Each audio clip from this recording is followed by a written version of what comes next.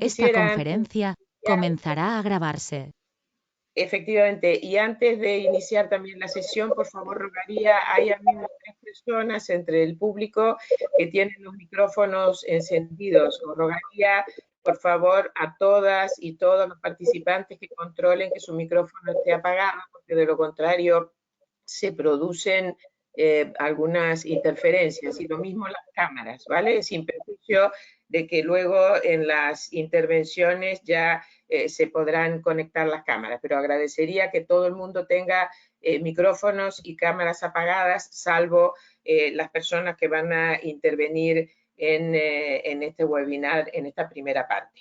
Bueno, y ahora sí, ya dichas estas cuestiones formales, quiero en primer lugar darles la bienvenida a todas y a todos a este seminario y por supuesto agradecer muy sinceramente la alta participación que se está produciendo en este webinar, cosa que nos alegra enormemente. Les doy la bienvenida en nombre del equipo de investigación Equiduma, equipo de investigación sobre exclusión social, discriminación y derechos humanos, que es un equipo que viene trabajando con sede en Málaga, pero que afortunadamente contamos además con otras compañeras de tanto de la Universidad de Almería como de la Universidad de Granada. Y es para nosotros un verdadero placer contar con todos ustedes hoy y un motivo de especial satisfacción, como digo, que tanta gente se haya interesado por un tema que nos parecía fundamental. Nuestro equipo de investigación es un equipo de investigación multidisciplinar que siempre se ha ocupado fundamentalmente de los temas relacionados con la exclusión social vista desde no solo la perspectiva del derecho, sino también de las ciencias sociales.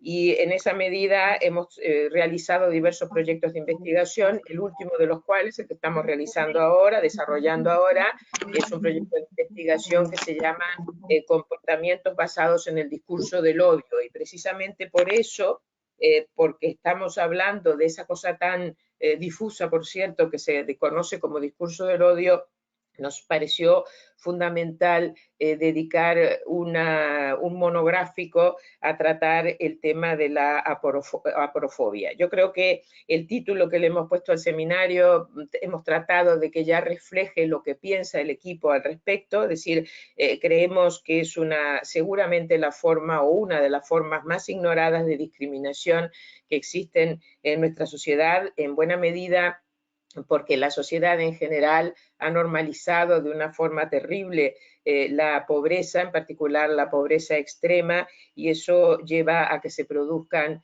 todo tipo de comportamientos de humillación, de desprecio hacia las personas que se encuentran en esa situación. No hay más que ver lo que ha sucedido hoy, sin ir más lejos, el terrible suceso de Badalona, el incendio de ese local donde malvivían una cantidad muy grande de personas en situación de pobreza, y lamentablemente cuando uno ve cómo se da la noticia y las cosas que dice la gente cuando les ponen un micrófono delante, pone de manifiesto hasta qué punto existe una verdadera falta de atención y de normalización de la pobreza que lleva a unos juicios verdaderamente preocupantes en nuestra sociedad.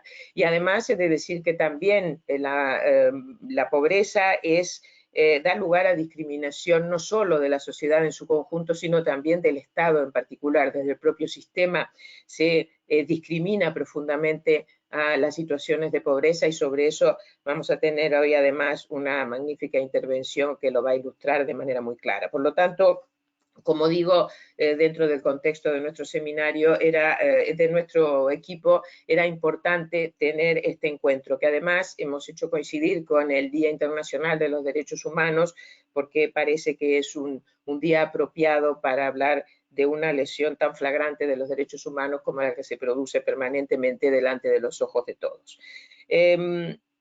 Para intervenir en este seminario hemos invitado a un grupo de personas que yo creo que nos van a dar una magnífica visión desde distintos puntos de vista de este asunto que he tratado de presentar en estos pocos minutos.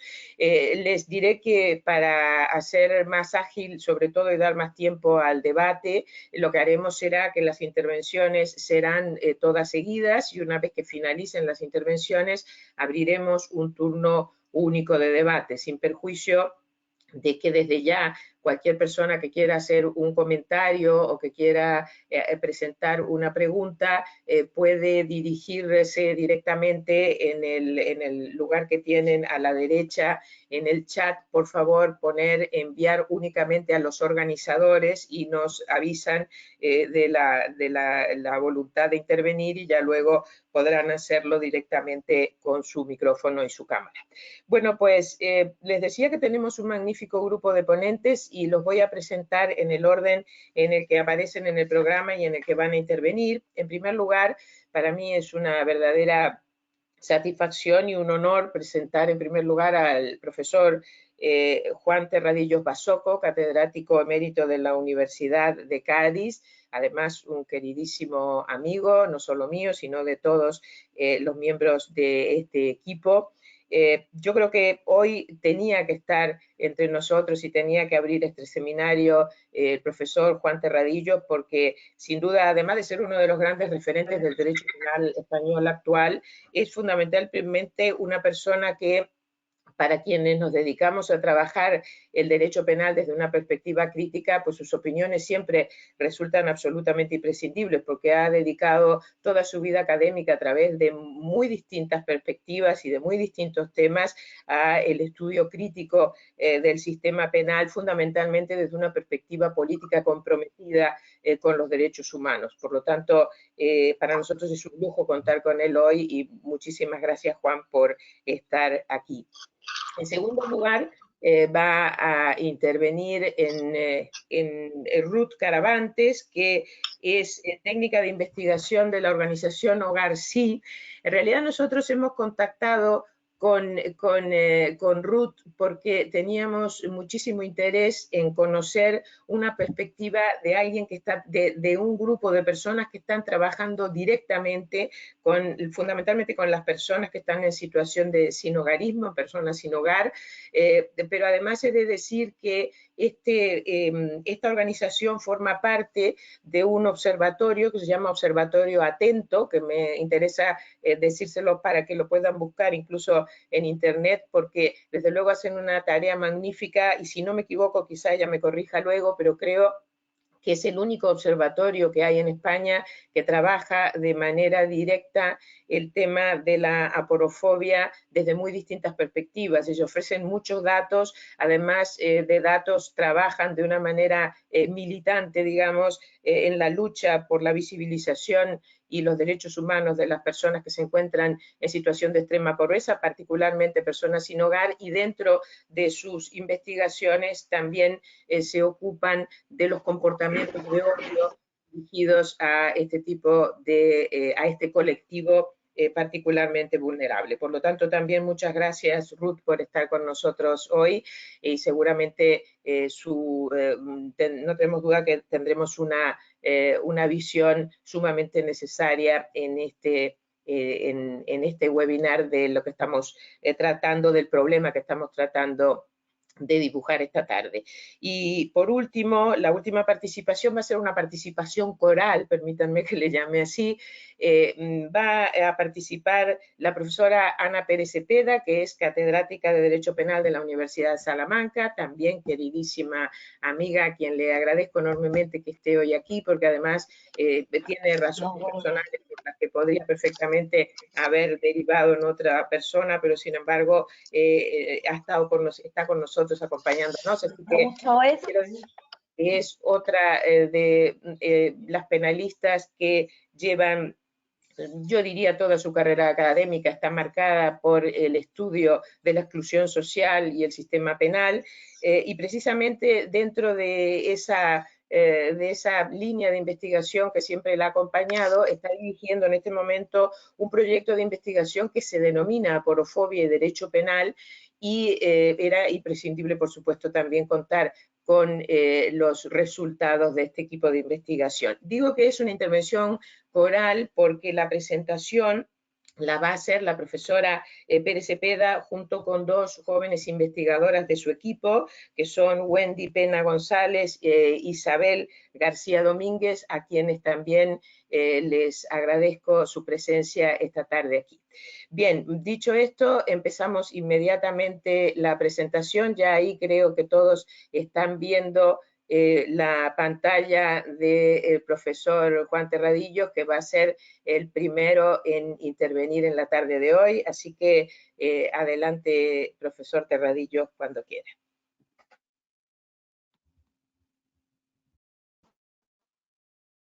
Muchísimas gracias. Yo quería naturalmente primero saludar a todos ustedes y en segundo lugar mostrar mi satisfacción y mi agradecimiento porque Patricia Lorenzo y Alberto Downis hayan decidido contar conmigo, invitarme en definitiva a participar en este acto. Me parece muy importante que coincida, muy significativo, que coincida con el día en que celebramos la vigencia o no vigencia, que nunca se sabe, de los derechos humanos, porque efectivamente es de lo que vamos a intentar hablar hoy.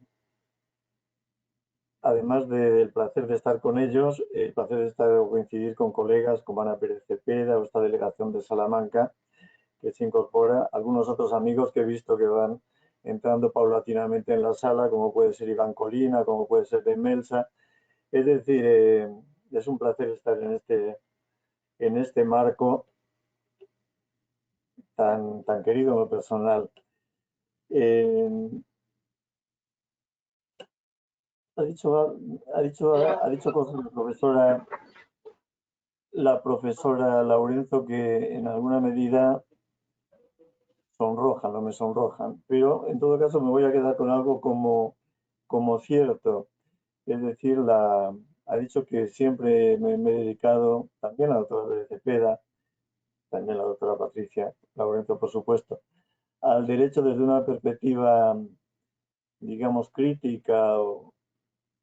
Yo es que creo que no podemos hacer otra cosa los profesores universitarios. Tenemos que intentar enseñar derecho y tenemos que aprender derecho. En consecuencia, no puede extrañar que nuestra preocupación básica tenga que ser el derecho y, por tanto, los derechos.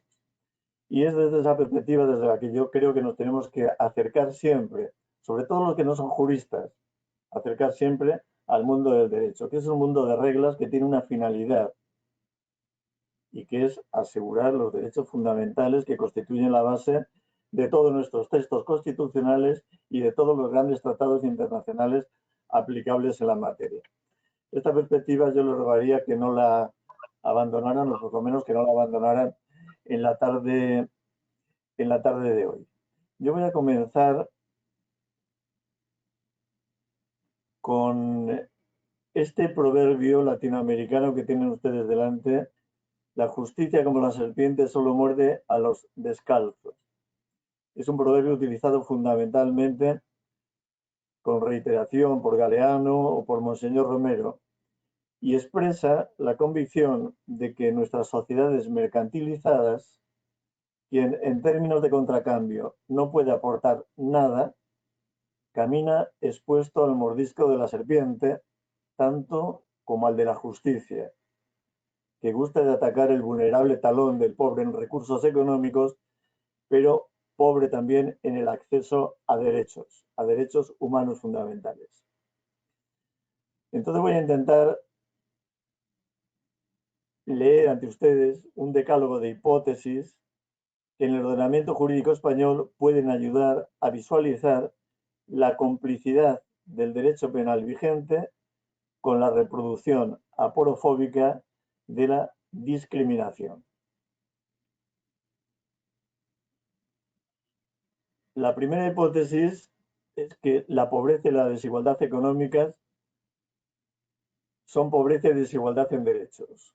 Me voy a detener solo en algún dato que todos ustedes conocen. el 50% de los extremadamente pobres vive en el África subsahariana. En el año 2030 serán el 90%. Los 10 individuos más ricos tienen tanta riqueza como la mitad de la población más pobre. La pandemia COVID-19 ha elevado el número de multimillonarios a una cifra récord que tienen ustedes ahí en la pantalla. Los datos reflejan el efecto Mateo de la parábola bíblica que Merton llevó a la sociología. A quien mucho tiene, se le dará en abundancia, y a quien tiene poco, se le quitará lo poco que tiene, sus dineros y sus derechos. Así lo prueba, por ejemplo, la resiliencia de la esclavitud. Más de 400 millones de personas, más de 40 millones de personas esclavizadas simultánea en extrema pobreza y privación absoluta de derechos. La pobreza se proyecta también sobre el derecho a la salud discriminatoriamente.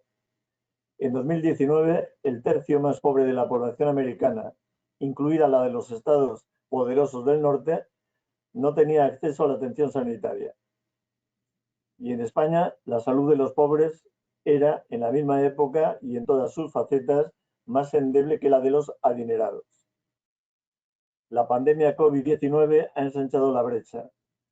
Las cifras de muertos crecen desproporcionadamente en las capas populares y los países más pobres apenas pueden comprar una vacuna por cada 10 habitantes. Mayor pobreza es también menor derecho a la vivienda, negado cuando miles de viviendas sociales, construidas con dinero público, son enajenadas a precio inferior al de mercado a fondos buitre que tras fijar alquileres prohibitivos desahucian a los inquilinos incapaces de pagarlos. Segunda hipótesis. Un sistema político-económico que incorpora como elementos estructurales pobreza, desigualdad y exclusión solo puede dar acogida coherente a un subsistema penal discriminante y a estrategias político-criminales que, funcionales a las políticas generales, heredan, definen y potencian la exclusión sistémica preexistente. Tercera hipótesis. Funcionalismo, gerencialismo y punitivismo constituyen el sustratum teórico que ha impulsado el paso del poder disciplinario al poder de control. Ya no se trata de producir ciudadanos disciplinados por medio de penas útiles, sino de neutralizar como colectivo de riesgo a los inútiles.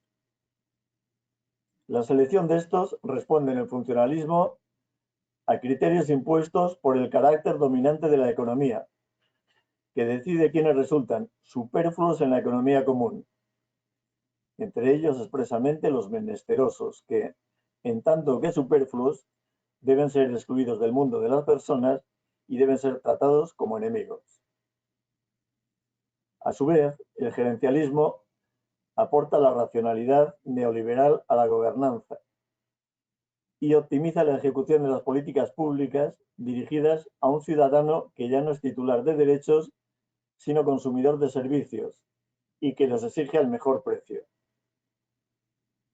Por ello, ya no se gobierna actuando sobre los procesos vitales, económicos o culturales, sino disponiendo mercados autorregulados que gestionan la prevención situacional dirigida a definir y confinar la desviación.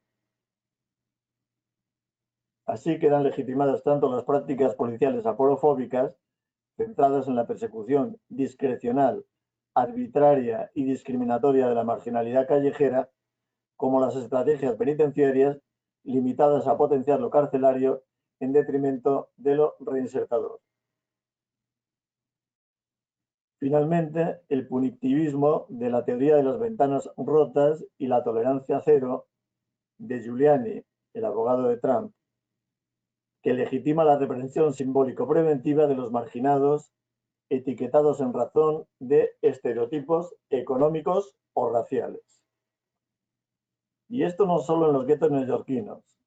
En Madrid, en la primera hora del confinamiento antipandemia COVID-19, el control policial de los movimientos de personas ha respondido en más del 70% de los casos al perfil racial.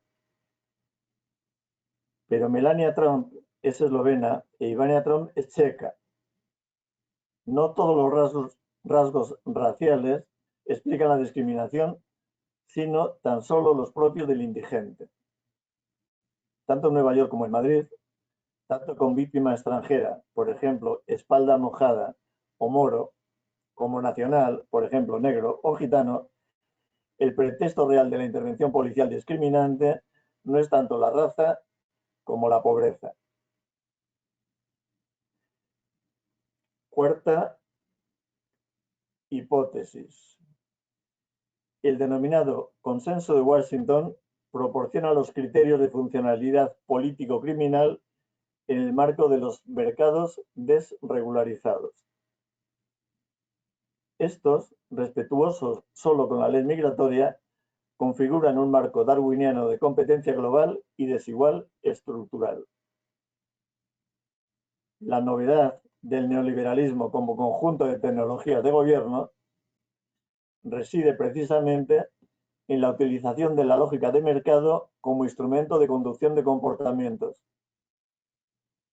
En consecuencia, el Estado neoliberal no necesita inmiscuirse en la dinámica de los mercados, pero sí se compromete a garantizarles las condiciones de existencia y para ello se reserva el derecho a criminalizar contundentemente, por un lado, la disfuncionalidad económica del indigente y por el otro, el disenso político radical del insurgente, ya que ambos amenazan la solidez del orden económico y o político. Quinta hipótesis. El derecho penal del amigo es, en buena medida, plutofílico.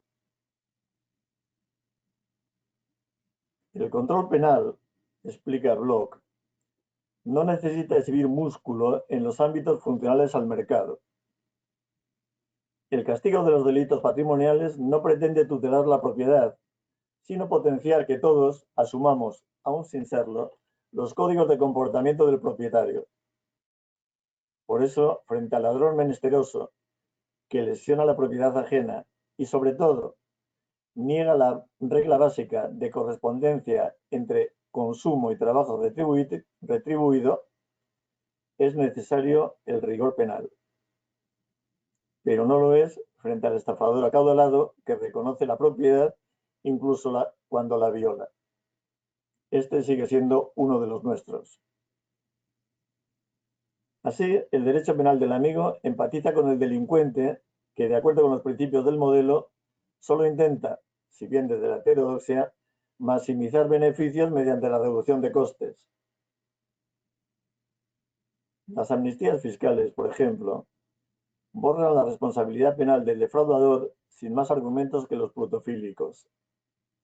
Recuerden que ya está aprobado el anteproyecto de ley que las prohibirá en España. El fraude fiscal anual en España oscila entre 40.000 y 60.000 millones de euros, que no se entierran en el arca del avaro ni en paraísos fiscales de repúblicas bananeras. Los bancos europeos gestionan el 80% del dinero oculto, pero los paraísos fiscales serían inviables sin la colaboración de la banca estándar. Y la banca estándar sería inviable si el sistema penal no le dispensara un tratamiento de amigo, permitiendo sus operaciones en aquellos paraísos fiscales. Vean en la pantalla esta noticia de ayer. El Banco de España acusa al Banco de Santander de blanquear y evadir dinero de españoles a través de este banco, Hong Kong, Singapur, algo más, este banco suizo denunciado por falsear. La economía genera 4 millones de empleos informales que garantizan la explotación laboral. Sin embargo, la defraudación en el pago de cuotas de la seguridad social, delito que de hecho solo comete el empresario, suscita una respuesta penal amigable. Este se beneficia, a tenor del artículo 307 del Código Penal, de una condición objetiva de punibilidad y solo responde si el fraude supera los 50.000 euros. Además, al igual que el defraudador a la hacienda pública, relacionen con noticias de estos días, puede a posteriori asegurar su impunidad mediante la regularización, es decir, mediante el reconocimiento y pago de la deuda. Y si se niega a regularizar, aún dispondrá, después de haber sido imputado judicialmente, de 2 meses para pagar, con lo que se le podrá rebajar la pena en 1 o 2 grados, garantizando que no ingresará en prisión. De este trato excepcionalmente amical se beneficia incluso el empresario que defraudó más de 120.000 euros y o actuó en el seno de una organización criminal y o utilizó testaferros o paraísos fiscales. En otro plano, pocas razones como no sea la empatía pueden avalar la decisión legislativa de no exigir responsabilidad criminal a las personas jurídicas en los delitos societarios, generalmente cometidos por administradores con capacidad para decidir en nombre de la sociedad mercantil, que es lo que exige el artículo 31 bis.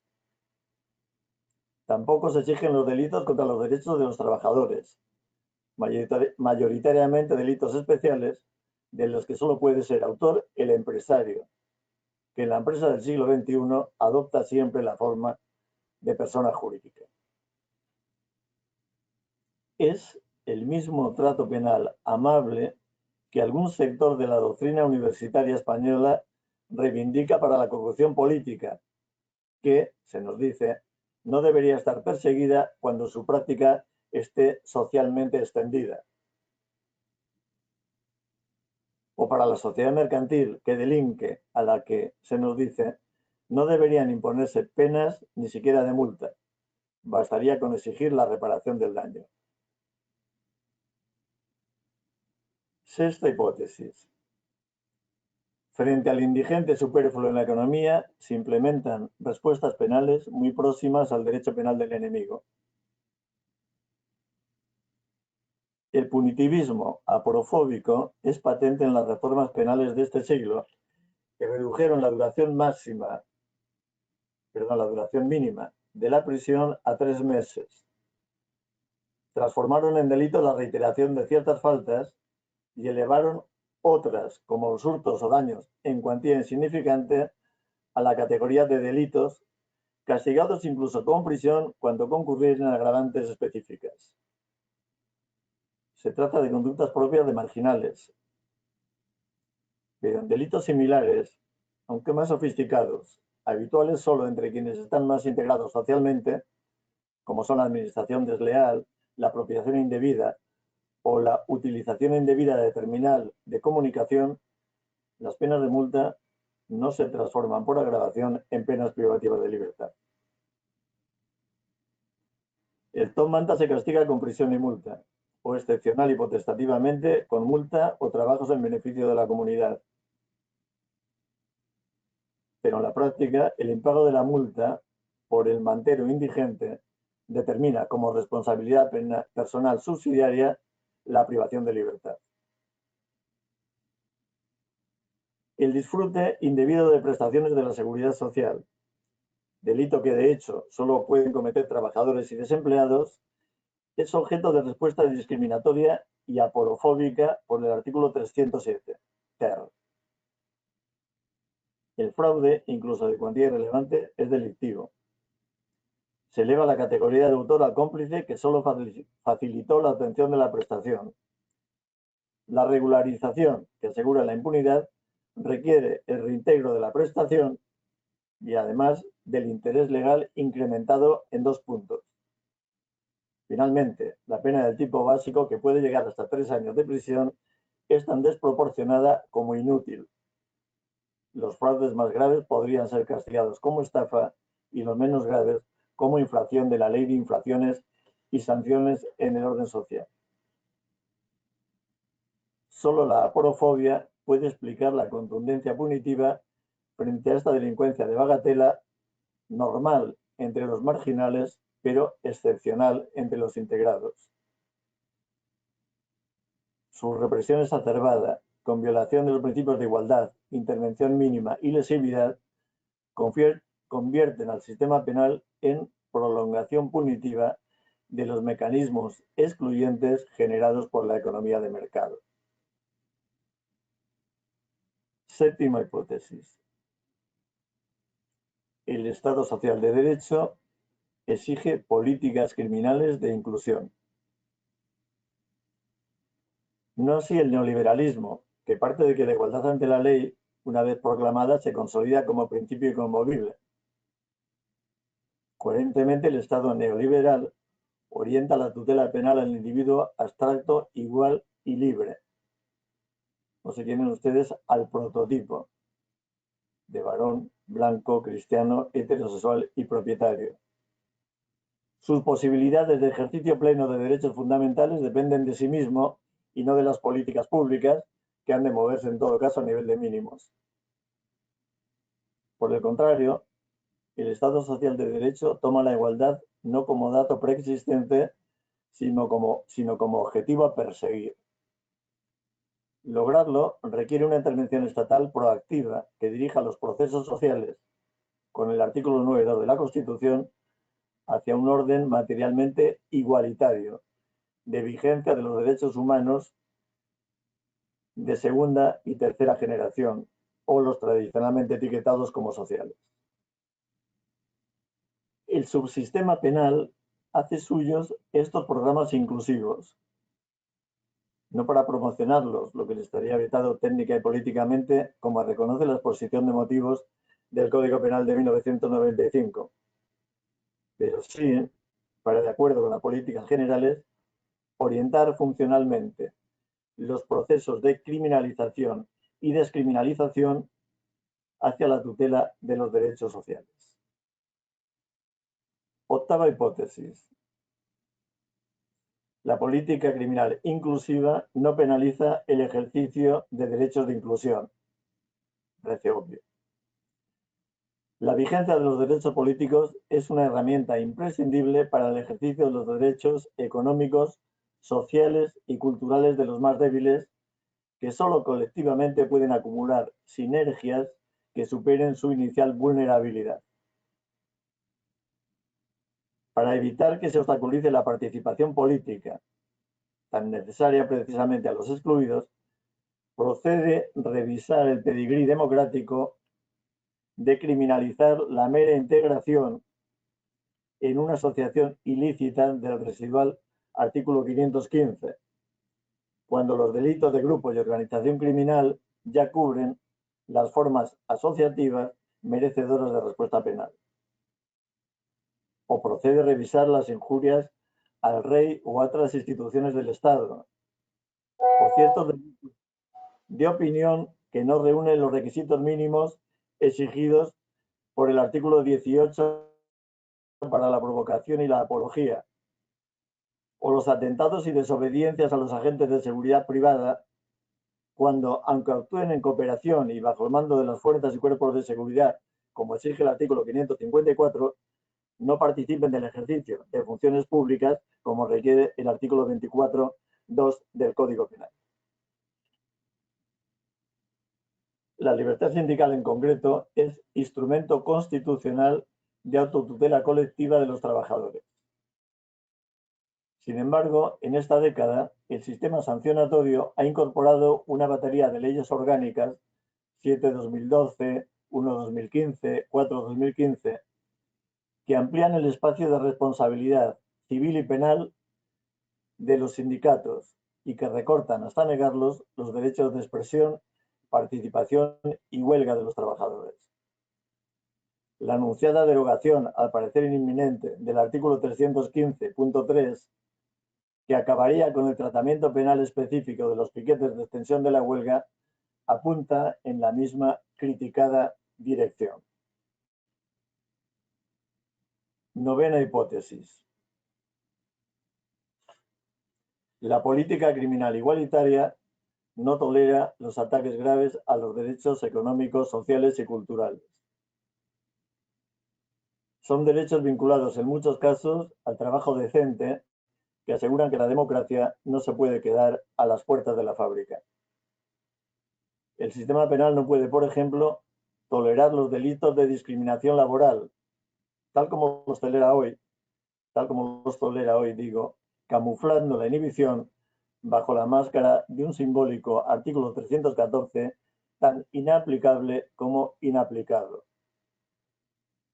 Tampoco puede el sistema penal inhibirse ante las conductas más graves de explotación laboral, especialmente las de sometimiento a trabajos forzados y a servidumbre o esclavitud.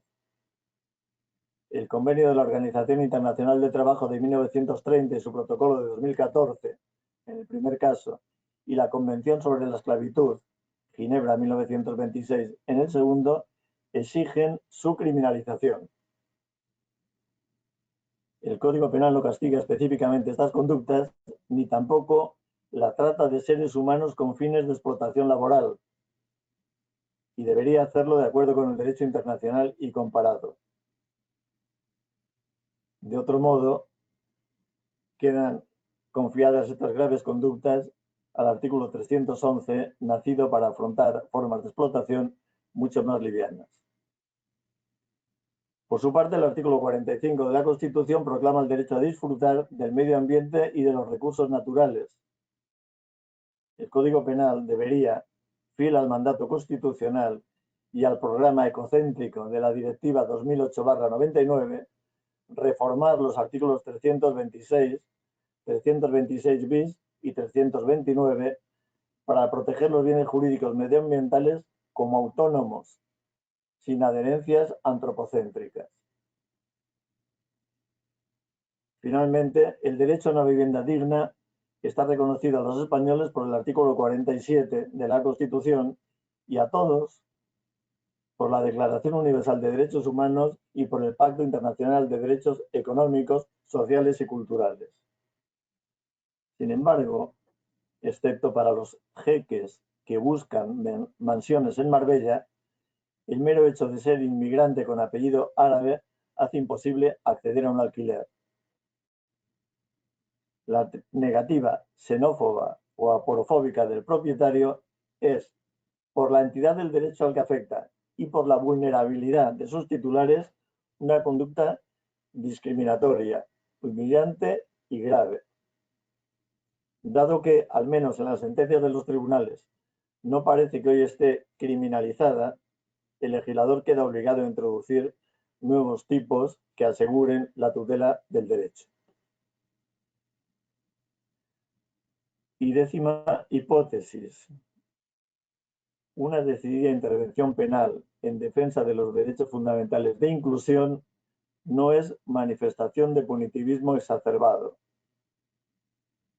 Es cierto que para un sector doctrinal, las políticas penales inclusivas propias del Estado social se caracterizarían por su afán totalizador y su impulso punitivista, mientras que el Estado neoliberal, que rehuye las políticas de integración en favor de las de control, se serviría de un deseable derecho penal mínimo. Sin embargo, este sofisma no se sostiene. Ni la defensa penal de los derechos de libertad es monopolio del Estado liberal, ni la defensa penal de los derechos sociales lo es del Estado totalitario. Es más, unos y otros se exigen recíprocamente. La tutela penal de los programas de inclusión e igualdad de los descalzos no menoscaba su libertad, y el ejercicio de esta solo se llena de contenido y por ende de sentido cuando es libertad para el ejercicio de los derechos inclusivos e igualitarios. Muchísimas gracias.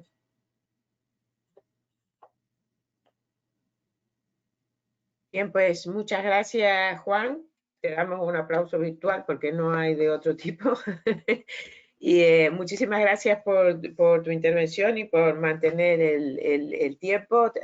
Desde luego hay muchísimas cosas que se han sugerido aquí que espero que sean objeto de debate posteriormente, pero siguiendo el orden que hemos establecido, le doy la palabra ya a Ruth Caravantes para que haga su presentación.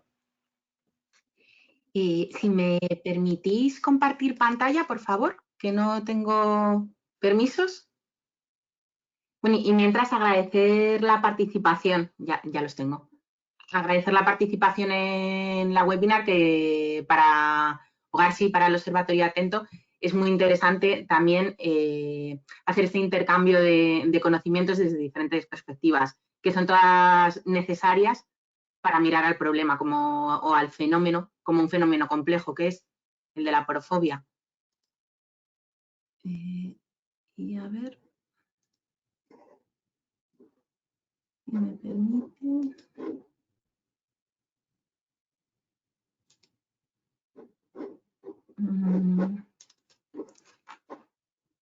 No sé por qué no me deja ponerlo en modo... Un momento.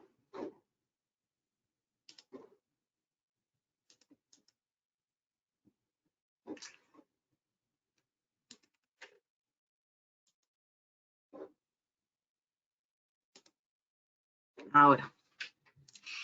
Bueno, pues venimos desde el Observatorio Atento. El Observatorio Atento lleva trabajando desde 2018 y lleva trabajando en la generación de conocimiento específico, riguroso y fiable. ¿De conocimiento sobre qué? Pues hay dos puntos claves que nos interesan, que es tanto el alcance como los mecanismos que subyacen en los delitos de odio, en este caso, en el nuestro específicamente, contra las personas, delitos de odio por aporofobia, contra las personas en situación de sinhogarismo. ¿Y para qué nos interesa este conocimiento? Pues nos interesa para poder articular respuestas integrales a partir del propio conocimiento del fenómeno. ¿Qué necesidades hemos detectado hasta ahora? Pues la capacitación de profesionales en cuanto a terminología, lo que tiene que ver con la aporofobia, con incidentes y delitos de odio, con actuación de estereotipos, cómo funcionan los estereotipos, qué significa la revictimización y qué impactos crea. Terminología, ¿no? Por ejemplo, desde Observatorio Atento apostamos por la palabra sinhogarismo. Es importante nombrar, y es importante nombrar con la terminología adecuada. Hemos detectado que se necesita sensibilización hacia la ciudadanía, hacia la sociedad, que tiene unas ideas formadas sobre qué significa el sinhogarismo, como más adelante veremos, que se arrojan sobre las personas en situación de sinhogarismo, pero que en realidad hay muy poco conocimiento desde el fenómeno y que además es un fenómeno que se tiende a individualizar, cuando, como veíamos anteriormente, es un problema social y es una falta de derechos ante la que estamos. Hemos detectado que es importante la creación de alianzas, tanto entre entidades como entre instituciones públicas y la coordinación en red para hacer frente a los delitos de odio por aporofobia. Y que hemos detectado y en qué acciones estamos en incidencia política, no solo política, sino en medios. Trabajamos la denuncia, pero trabajamos también la implementación de políticas públicas. La base en la que... Uy, que me voy de diapositiva. La base en la que se sustentan los delitos de odio por aporofobia, todos los delitos de odio, los de aporofobia en concreto, son los estereotipos que hay sobre las personas en situación de sinhogarismo o en situación de exclusión social severa. Los estereotipos, como definición, son un conjunto de creencias arraigadas que hemos aprendido, que generalmente hemos heredado, nos han enseñado, no ha sido fruto de nuestra dedicación y obra. Son suposiciones que las personas utilizamos y que tienen su funcionalidad porque nos sirven para explicar la realidad de una forma mucho más sencilla. Lo que pasa que al simplificar esta realidad lo que hacemos es encerrar a las personas en determinadas categorías, categorías que además son inamovibles, y las encerramos en esas categorías por su pertenencia a un grupo social, ya sea real o percibido por quien arroja el estereotipo. Y privamos a estas personas de su propio carácter individual. Es decir, la ruptura de estereotipos es importante para determinar por qué suceden los delitos de odio, bajo qué paraguas, pero también para dar una respuesta adaptada a la realidad de cada persona. Los estereotipos pueden tener un vínculo con la realidad, pero generalmente exageran la realidad y también la perpetúan. además actúan en nuestra percepción y en nuestro recuerdo. Es decir, si estamos ante una escena, seguramente nos vayamos a fijar en aquello que afianza el estereotipo que ya teníamos. Pero es que también en nuestra memoria se va a quedar aquello que está afianzando el estereotipo y vamos a ignorar el resto de que está ocurriendo. La mala noticia es que los estereotipos negativos se concretan en conductas que pueden derivar en delitos de odio, como vamos a ver a continuación. La buena es que los estereotipos también se pueden combatir. A ver, una diapositiva por aquí. Bueno, no, voy a contar primero esta. Estereotipos negativos extendidos sobre las personas en situación de sin hogar. Los podéis leer, no voy a leer el listado que tenéis en la pantalla, pero os voy a decir algunas frases que seguramente o hemos pensado, porque todas las personas... Perdona, Ruth, que te interrumpa, ¿sí? Pero por algún motivo las diapositivas no se ven, no se mueven. A ver. Pues es que no me dejan ni siquiera quitar la presentación. Lo que estamos viendo es la página web de Atento con los diferentes informes que habéis publicado. Eso no era. A ver si lo consigo. Desde la administración no lo podéis quitar, porque a mí se me ha quedado como pillado. Ruth, si te parece, te voy a quitar como presentadora y lo vuelves a intentar, ¿vale? Genial.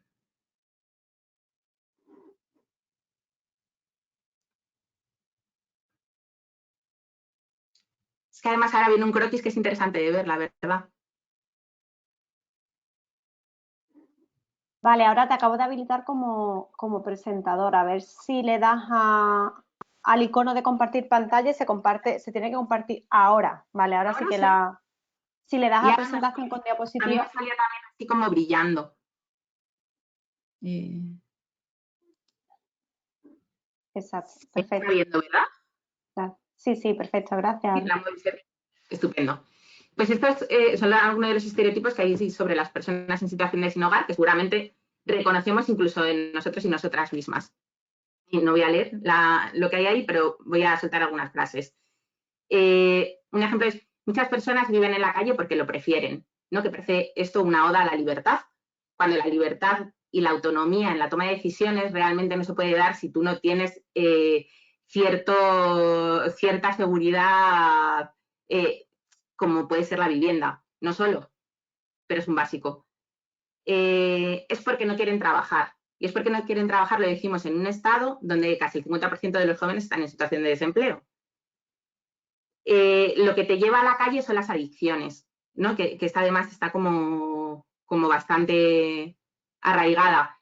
El otro día, que era 25 de noviembre, que era el día de lucha contra la violencia contra las mujeres, estuvimos mirando los pocos datos que hay sobre la relación entre violencia de género y sinhogarismo. Pero de entre los pocos datos que hay, la Universidad de Barcelona publicó que es uno de los factores determinantes para que todas las mujeres que han pasado por situación de calle es que han venido de una situación de violencia de género en la que se han visto expulsadas de sus hogares.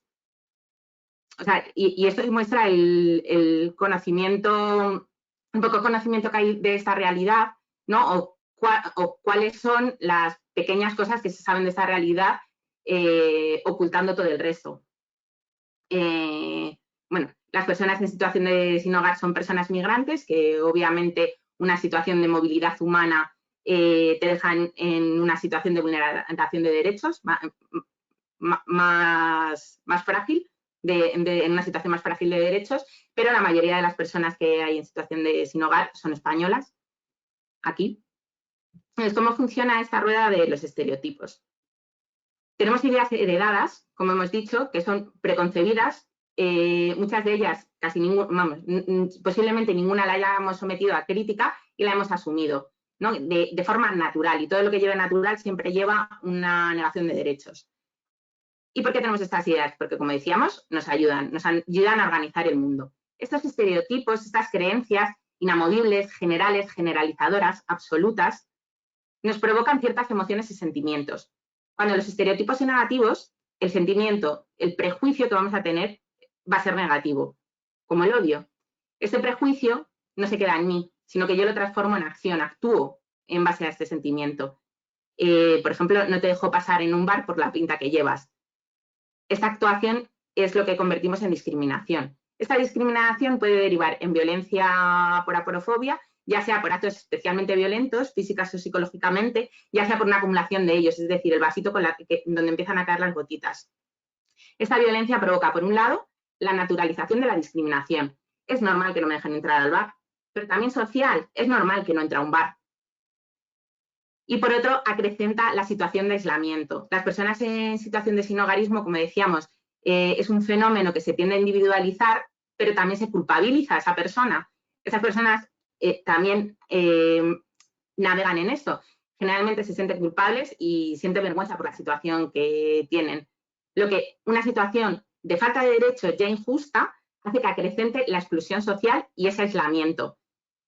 Y que a su vez provoca muchas veces que confirmemos el estereotipo, porque además lo estamos mirando desde ahí. A ver.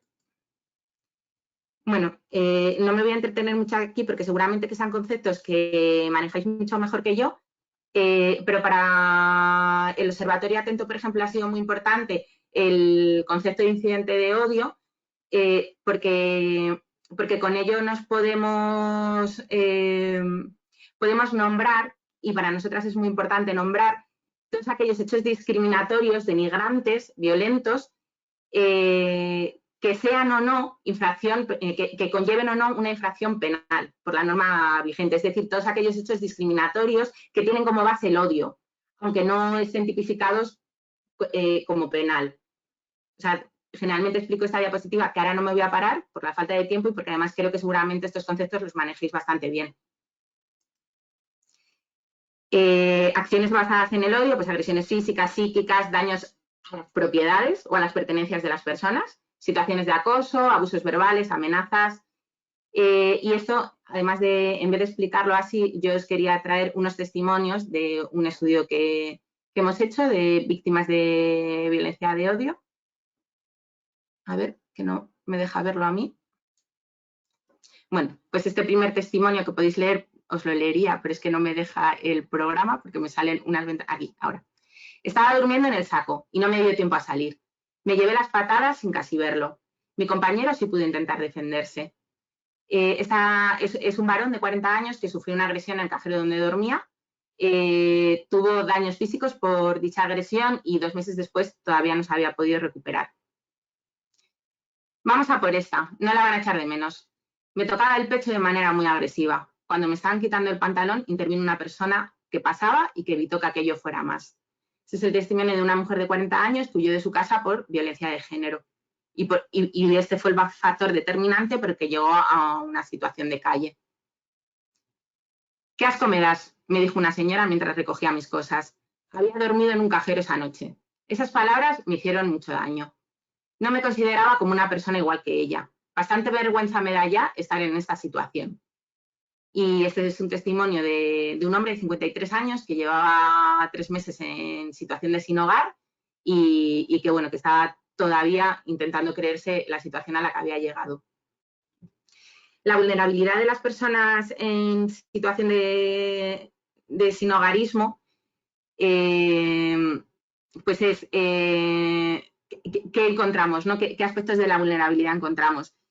El imaginario sobre el sinhogarismo, como he mencionado varias veces, suele ser de culpabilidad individual y criminalización y no como una falta de derechos básicos.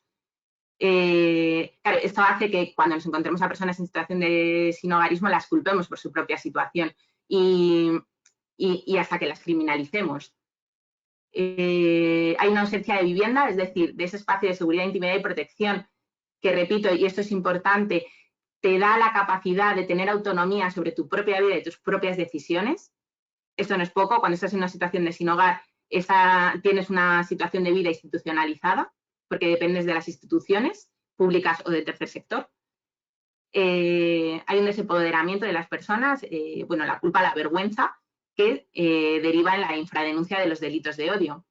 Según nuestros datos, los delitos de odio por aporofobia se denuncian en un 13%, creo recordar. Claro, esta denuncia es porque hay una no creencia del sistema, una normalización de la situación, hay problemas en la detección, hay problemas incluso en el acceso, y ahora lo vamos a ver, a los servicios de acompañamiento o de denuncia. Factor de vulnerabilidad, las intersecciones, como veníamos viendo. Cuando tienes otros factores de discriminación, se hace un combo y se crea una cosa mucho más dura que para otras personas que no tienen esas intersecciones. No siempre es igual las discriminaciones que se viven, pero tampoco es una suma de discriminaciones, pero sí que es una situación de vulneración de derechos mucho mayor en todos los casos.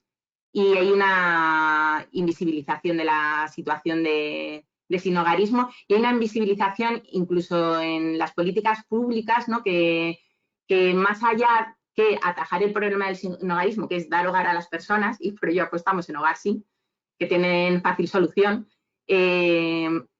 no solo invisibiliza a las personas en situación de sinhogarismo, sino que las políticas públicas están enfocadas a invisibilizarles y a moverles de lugar, para que esta situación no es que se arregle, es que no se vea.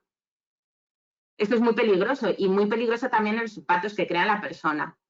Os quería poner el vídeo de María, porque cuenta muy bien estos factores de vulnerabilidad. Es un vídeo de 1 minutito, de 2.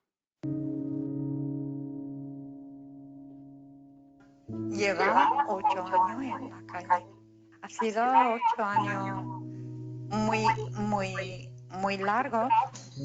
Vida en la calle para una mujer es muy difícil y muy peligroso. Muchísimo miedo, frío, hambre, todo esto está muy duro. La tormenta no te pregunta, ¿estás listo para la lluvia y el viento? Ahora mismo, gracias a esta fundación, estoy mejor, muchísimo mejor, pero no olvido lo que ha pasado. Una vivienda es para eso, una nueva vida, porque no tengo miedo, me siento segura, me siento incorporada, que no soy la persona de la calle. Puedo abrir la puerta, puedo salir cuando quiero, y tengo orgullo de estar en una vivienda. Jamás deseo a alguien que vive lo que he vivido yo en la calle. Esta casa me ha salvado la vida. Es muy importante, después de tantos años en la calle, que tienes un techo, pero que viene alguien de la fundación y si te pregunta, ¿cómo está María? Para mí es muy importante cómo te encuentras, María. Muy importante. Estado de salud, necesitas algo. Mi sueño es seguir viviendo en una vivienda, en esta vivienda, y arreglarme la boca. Envía un SMS con la palabra hogar al... María nos contaba algunos de esos factores que veíamos. En esta diapositiva tampoco me quiero parar mucho, porque seguramente que sepáis mucho de cómo identificar un delito de odio, no solo desde la función de la abogacía, sino desde el tercer sector o desde otros lugares, pero sí quiero compartir que uno de los indicios importantísimos es que la propia persona en situación de sinhogarismo sienta, perciba que ha existido esta agresión. Y esto lo digo porque si tenemos en cuenta que solo un 13% interpone denuncia, quiere decir que si alguien viene a contárnoslo, no es porque sea violento, no es porque haya hecho nada, es seguramente porque ha sufrido una violencia. Y hay que apoyar, hay que escuchar, hay que ver cómo ha sido la historia, hay que ayudar a recomponer esa historia, porque ya decimos que son personas que además, son personas que forman parte de la sociedad y como sociedad tenemos esta vulneración de derechos muy asumida y muy naturalizada. Consecuencias, que es lo último que os quiero contar, porque no he mirado a qué hora he empezado, pero creo que me faltan 2 minutos, ¿verdad? Sí, me dicen. Vale, pues las consecuencias, los impactos emocionales de las víctimas de delitos de odio por aporofobia son grandes, son intensos y son importantes y afectan a todas las esferas de su vida, incluida la salud. Son miedo y terror.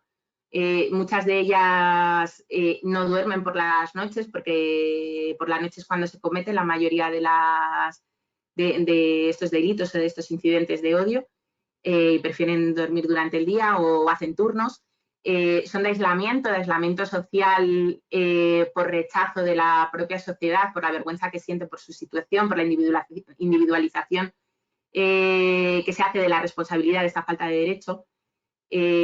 Muchas veces niegan tanto su propia situación como que han sufrido este tipo de delitos e incidentes.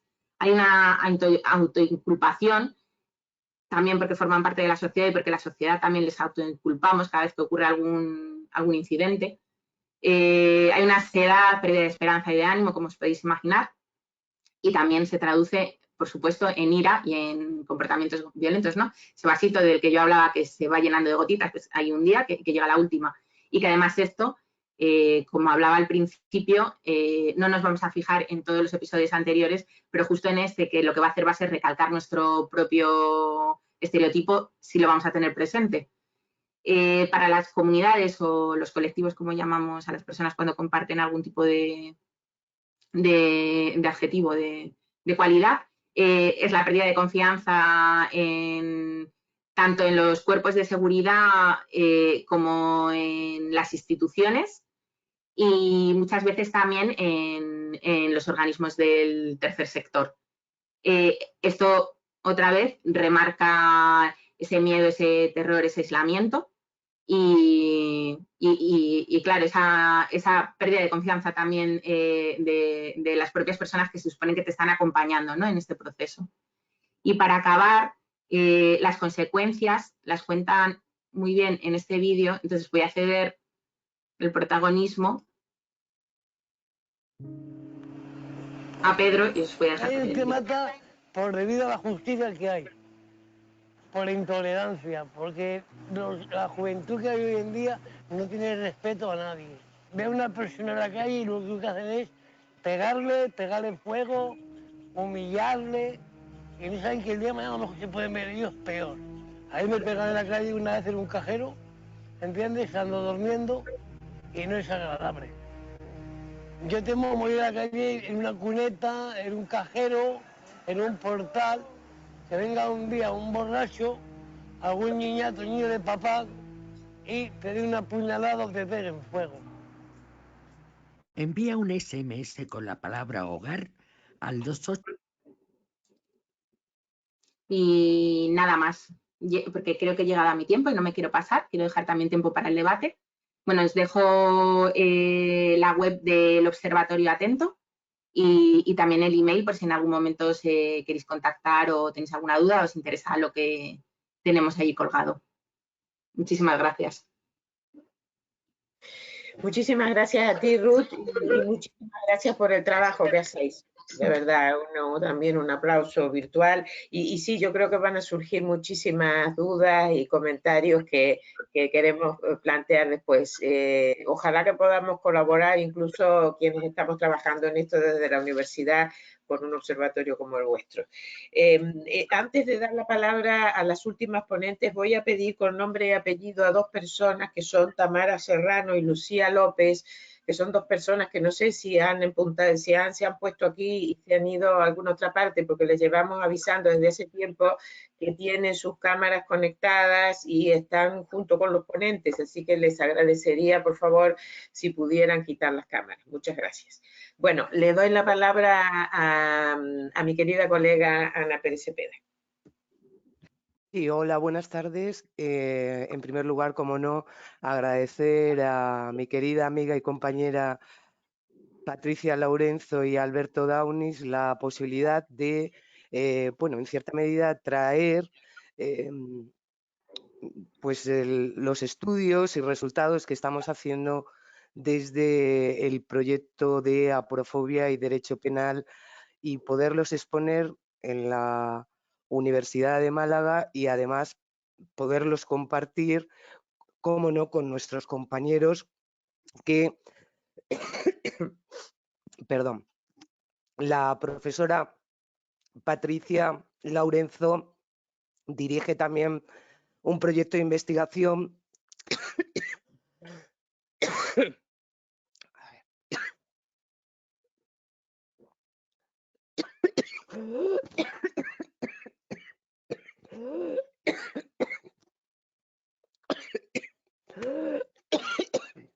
El invierno no es buen compañero y ha tocado. Tranquila, Ana, que podemos esperar sin ningún inconveniente.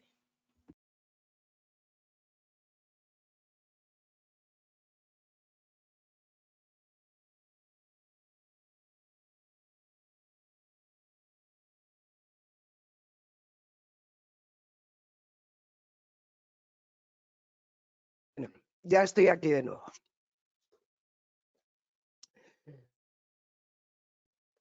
Como estaba diciendo, la profesora Laurenzo dirige un proyecto que cuando solicitamos el nuestro, yo tuve muy en cuenta. Tuve muy en cuenta porque estaba previamente y al tratar ya el discurso del odio, nosotros lo dejamos a un lado, este estudio. Lo dejamos a un lado, ¿por qué? Porque nuestro proyecto, si bien ha tratado de desarrollar las hipótesis que ha planteado el profesor Terradillos Basoco, que fue la base del mismo, en una primera fase, desarrollar todas esas hipótesis, en la segunda tiene como, que es el segundo subproyecto, pues como tarea o como objetivo desarrollar lo que es el Estado social y que exige una política criminal comprometida con la inclusión y el Estado social. En este contexto, sí que abordamos la agravante de discriminación y, como hemos dicho, no atribuimos a nadie el tema de los delitos de odio porque nosotros inicialmente estamos en contra de dicho artículo del 510, que es el delito de odio stricto sensu. Si bien sobre este planteamiento lo va a abordar Wendy Pena, posteriormente Isabel García tratará de dar esa visión criminológica y compatible con las exigencias de la Unión Europea respecto a dicho precepto.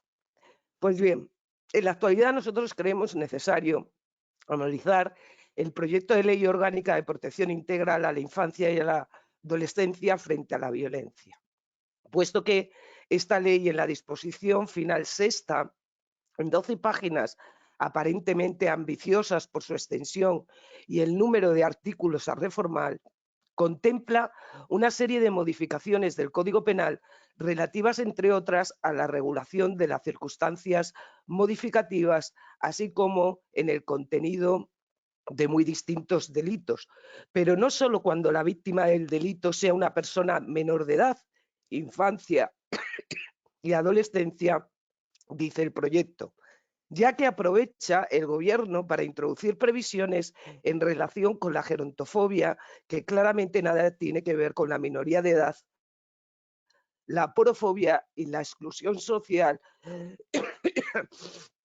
que solo en parte puede tener algo que ver con la minoría de edad.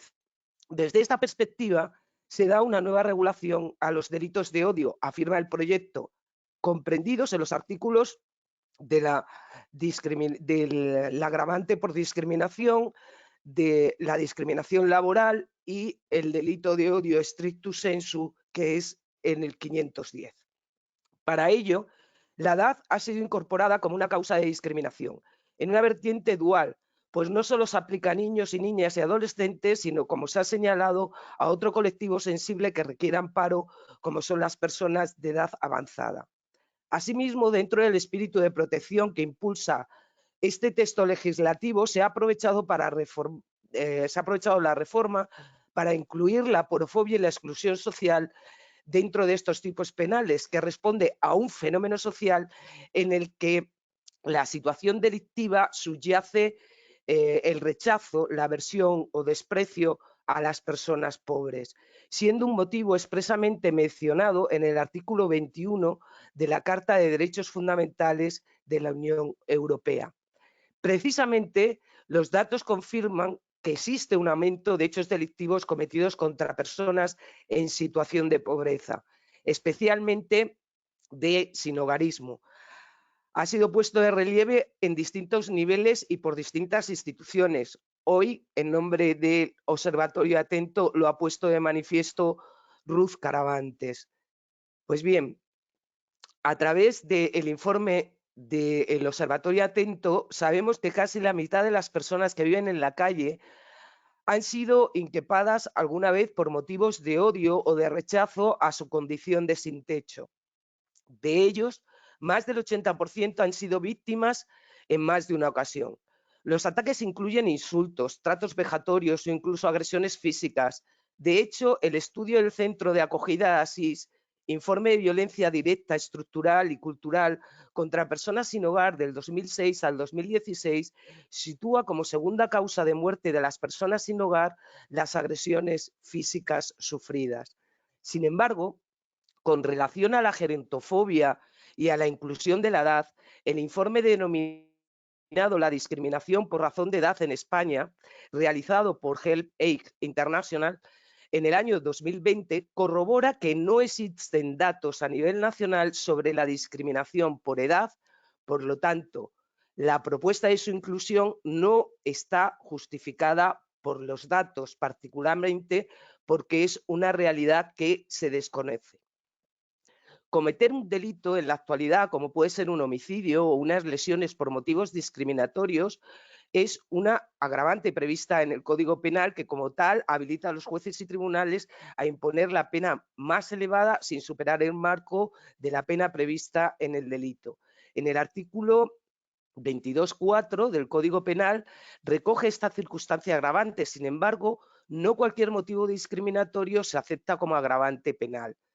Se menciona un listado cerrado, lo que quiere decir que los jueces y tribunales no pueden apreciar en sus sentencias otros motivos discriminatorios como circunstancia agravante, porque al no estar expresamente previstos en el Código Penal, ello conculcaría el más elemental de los principios legitimadores de esta ciencia, que es el principio de legalidad.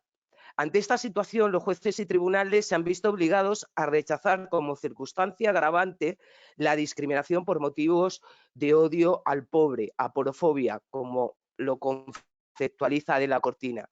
Pues pese a haber acreditado que el delito se ha cometido por este motivo, la legalidad vigente les impide aplicar esta agravante. Esto trae como consecuencia que supuestos de verdadera vulnerabilidad en los que se encuentran las personas en situación de pobreza, especialmente sin hogarismo, carezcan hoy de respuesta adecuada y proporcionada por parte del derecho penal.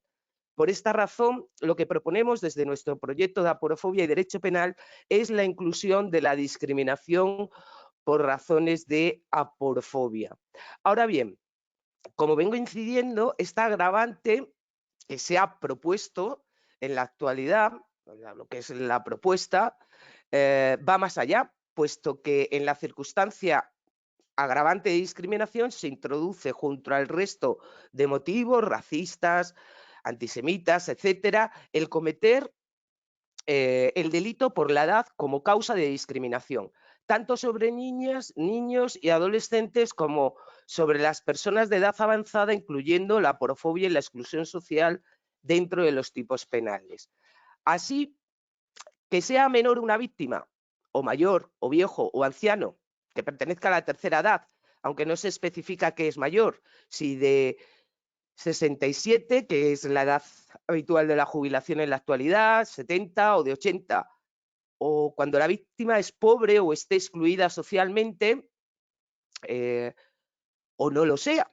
Si el autor obra creyendo que lo es, esta agravante se aplicaría. Parece entonces que la circunstancia de agravación no tiene en cuenta a la víctima en sí misma considerada en su mayor vulnerabilidad, sino a la víctima de esa condición, aunque no lo sea en el caso concreto como colectivo. Esto es nuevo y ahora se aplicará también no a las 3 nuevas situaciones de posible discriminación, sino a todas las ya existentes hasta ahora, motivos racistas, antisemitas, ideológicos, etc.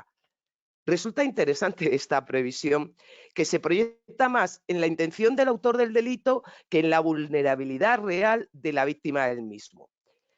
Este proyecto está relacionado con el proyecto que en el 2018 presentó el Grupo Parlamentario Unidas Podemos en Común Podem en Marea en el Congreso de los Diputados, en el que pretendían añadir la expresión por razones de aporofobia o exclusión social al agravante de discriminación.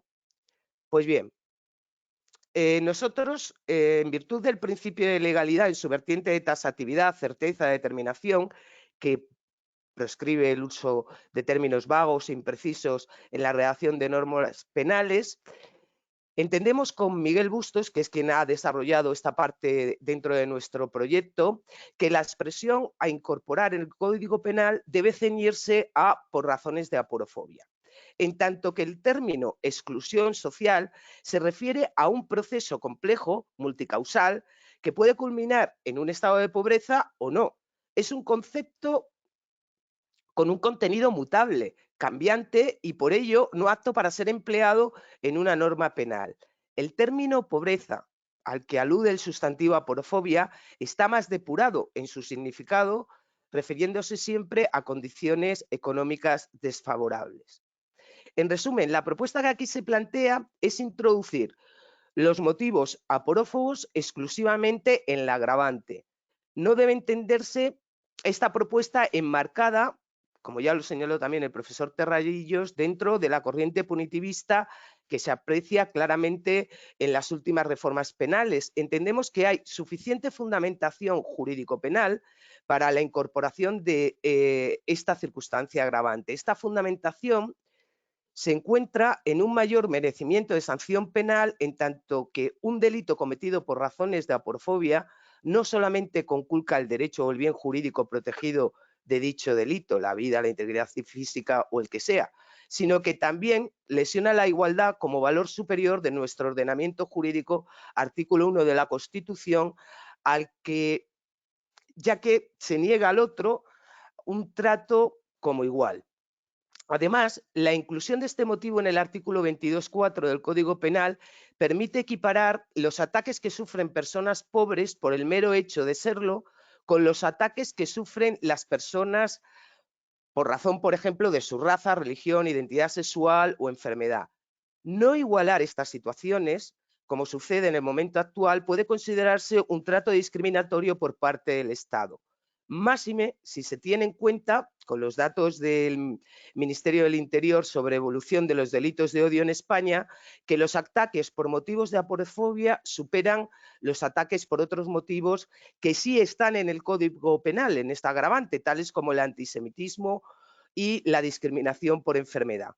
No obstante, no debe olvidarse, en último término, que el derecho penal no es precisamente el medio más idóneo para transformar una sociedad. Los poderes públicos deben centrar sus esfuerzos en políticas que, además de mitigar los índices de pobreza tan altos en la actualidad en nuestro país, que esas políticas sean integradoras, de inclusión social, que hagan que los ciudadanos no veamos a otras personas, especialmente los pobres, como diferentes. Por el contrario, entendemos que no existiendo una situación estructural de discriminación a las personas mayores o niños, no parece que la introducción de la edad, incluida la gerontofobia dentro de los motivos discriminatorios, responda a razones distintas que la de oportunismo político y populismo punitivo. Es cierto que a raíz de la pandemia se han observado una tendencia coyuntural a la justificación del sacrificio de unos por otros, en particular en relación con las personas mayores y otros grupos vulnerables ante el virus. Sin embargo, se trata de una situación que no es estructural, pero que propicia la popularidad de cualquier política punitiva que pretenda sancionar los actos desarrollados contra las personas mayores o incluso los niños. Sin más, para analizar el 510 y lo que es nuestra postura inicial y después lo que propugna a raíz del análisis de esta propuesta, en primer lugar intervendrá Wendy Pena y después Isabel García.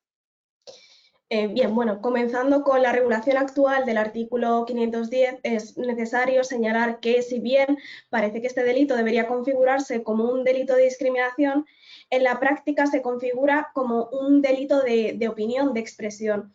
Y eso es porque la extensísima regulación de todos los delitos que comprende este artículo 510 del Código Penal abarca conductas que van desde la promoción, fomento, incitación directa o indirecta, también conductas apologéticas, de negación y trivialización de hechos históricos y posesión, difusión de escritos.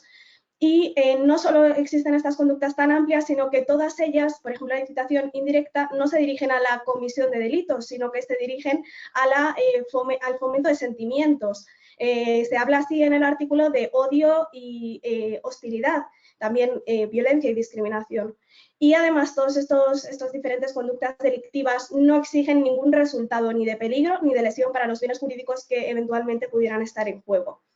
Por ello, este delito se opone en primer lugar al principio de lesividad porque no se aprecia ningún bien jurídico que esté verdaderamente protegido por el delito. Hay una carencia de bien jurídico que podría llegar a ser la interdicción del discurso del odio, pero que no es un bien jurídico merecedor de protección penal. También con ello se opone al principio de legalidad material, al principio de fragmentariedad y de última ratio del derecho penal. Probablemente son mucho más eficaces las sanciones que las propias redes sociales, en el caso de que hablemos de conductas vertidas a través de estas, establecen, como es el caso de Twitter. Más allá de ello, también se opone este delito al principio de legalidad formal por la absoluta ausencia de taxatividad de las conductas. Y, por tanto, es contrario, en primer lugar, a la libertad de expresión y porque no cabe punir expresiones sobre la base de los eventuales daños que después de ellas se pudieran llegar a derivar si estas no son lesivas en sí mismas. Es lo que dijo en este sentido Vives Antón, haciendo alusión a la famosa frase de Martínez Sospedra, que aplastar la serpiente en el huevo combinando la simple expresión de opiniones y creencias revela una inadmisible falta de confianza en la capacidad de la sociedad democrática para formar sus propias convicciones. Y más teniendo en cuenta que nuestro país, a diferencia de Alemania, no es una democracia militante, es decir, también se protegen las opiniones que son diferentes o que son molestas o incluso la negación de hechos históricos. Por ello, consideramos que la mejor reforma que se podría hacer con este delito es suprimirla. Sin embargo, la decisión marco del año 2008 contra el racismo y la xenofobia impone que esta conducta se mantenga en nuestro Código Penal, aunque desde luego no con la extensión y gracia con la que nuestro legislador la ha venido incorporando. Por ello, consideramos que debemos reformar este delito en primer lugar para reducir mucho su contenido típico y hacerlo compatible con la libertad de expresión y los principios ya señalados. Y así, resumiéndolo mucho, consideráramos que el delito debería reducirse en general a la incitación pública y directa, es decir, la incitación tiene que ser directa si hay una mayor potencial lesividad, por alguno de los motivos discriminatorios comprendidos en el artículo 22.4, ya referidos por la profesora Pérez Cepeda. Esta incitación además tiene que ser a la comisión de delitos, no a sentimientos, y además a un catálogo restringido de delitos que protejan los bienes jurídicos más importantes: vida, integridad física y psíquica, integridad moral, igualdad, libertad sexual, daños, genocidio y lesa humanidad. Y además de eso, consideramos oportuno incluir un requisito por lo menos de generación de peligro inminente de comisión de alguno de los delitos señalados. Así sí que estaríamos garantizando más el principio de lesividad. En esto nos sumamos, como he dicho, a la propuesta del Grupo de Estudios de Política Criminal con algunos matices. Sin embargo, nosotros, a diferencia del grupo, consideramos oportuno que se aclare en otro apartado y se haga una expresa referencia por exigencias de la decisión marco, por muy desacertadas que sean, que la apología pública, negación o trivialización flagrante de los crímenes de genocidio contra la humanidad, crímenes de guerra y la difusión o reparto de escritos u otros materiales solo serían delictivos en la medida en que se cumplan todos esos requisitos de lesividad que he señalado. De otra manera, estaríamos vulnerando tanto los principios del derecho penal como he dicho, el derecho fundamental a la libertad de expresión. Y más allá de ello, por abreviar y dejar tiempo a mi compañera Isabel García Domínguez, en cuanto a las agravantes, tenemos que decir que también consideramos oportuno suprimir todas aquellas que tienen elementos subjetivos, difusos y amplios, como lo son el de favorecimiento de un clima de violencia, hostilidad, odio, y también la de idoneidad para alterar la paz pública o crear un grave sentimiento de inseguridad o temor en el grupo. Son tan subjetivas y abiertas que es como no exigir ningún resultado también en estas agravantes. Y también suprimiríamos la agravante de desarrollar las conductas a través de Internet, medios de comunicación, etcétera, porque si la conducta tiene que ser pública, ya simplemente es una modalidad de comisión de las conductas típicas, que además es la más habitual en el mundo en el que vivimos. Y a esto se debería restringir este delito para ser adecuado a los principios del derecho penal. Ahora Isabel nos explicará cuál es nuestra posición en relación con la aporofobia y la exclusión. Bueno, pues continuando con el artículo 510, ya que vamos muy mal de tiempo, en el proyecto de ley orgánica que ya ha mencionado la profesora Ana Cepeda, la modificación más importante ha sido la inclusión de la edad y razones de aporofobia o exclusión social, así como la modificación de la pena. Con relación a la pena, esta pasa a ser de prisión de 1 a 3 años o multa de 12 a 24 meses. Por ende, existen 3 consideraciones a tener en cuenta. La primera es la disminución de 1 año del límite máximo de prisión. La segunda es el aumento de la pena de multa, pero la tercera, en contraposición a esta, es que elimina la posibilidad de aplicar multa y prisión. Es decir, se cambia el artículo I por el O, por lo que ya solo podrá ser aplicada una de estas. Ahora bien, prosiguiendo con la inclusión de la aporofobia, que es el objeto de estudio, existe una insuficiencia de datos a nivel nacional y aunque sí que existen investigaciones, como ya se ha hablado aquí, estas están acusadas por el fenómeno de la infradenuncia. Así, por ejemplo, en el año 2015, mientras el Observatorio Atento constató 114 victimizaciones estudiando solo 4 ciudades españolas, el Ministerio del Interior registró 17 y haciendo referencia a todo el territorio nacional. Por lo que está claro es que existe una cifra oculta que debe ser salvada. Asimismo, atendiendo al discurso de odio aporófobo, los datos que nos ofrece el Ministerio del Interior son ínfimos, más que nada porque en el año 2016, 2017 y 2018 se contabilizaron 0 casos y en el año 2015 tan solo un caso. Por lo tanto, la pregunta de si existe un discurso aporófobo cuya lesividad es tan grave que justifique esta inclusión por el derecho penal no puede ser respondida o, atendiendo a los datos que tenemos, debe ser con una respuesta negativa, ya que por ahora no se ha podido registrar esta realidad. Haciendo alusión a uno de los casos más sonados y de los últimos que ha sucedido en España, quiero recordar el caso de Reset, el influencer que dio galletas a un mendigo rellenas de pasta de dientes simulando que eran Oreo. Este tribunal lo condenó por un trato degradante del artículo 173, pero no pudo penalizar esa motivación aporófoba. Eso sí, con la propuesta que nosotros hacemos, que es la inclusión de las razones de aporofobia en el artículo 22.4, esta agravante se habría podido aplicar.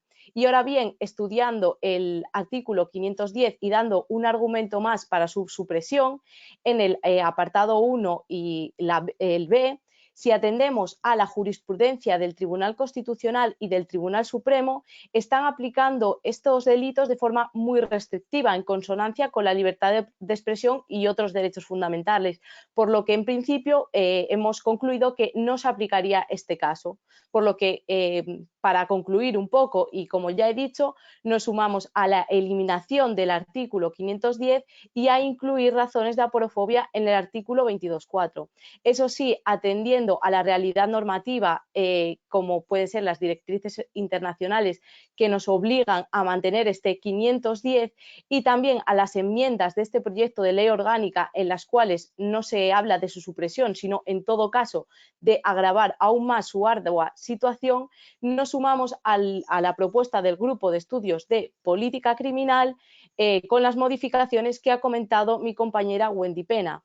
Eso sí, debemos tener en cuenta, y esto sería una petición al Gobierno español, y es que debería invertir recursos humanos y materiales en estudiar la realidad social que existe en España, antes de proseguir con reformas penales punitivistas que lo único que hacen es fomentar el populismo punitivo y tener contentos algunos segmentos de la población.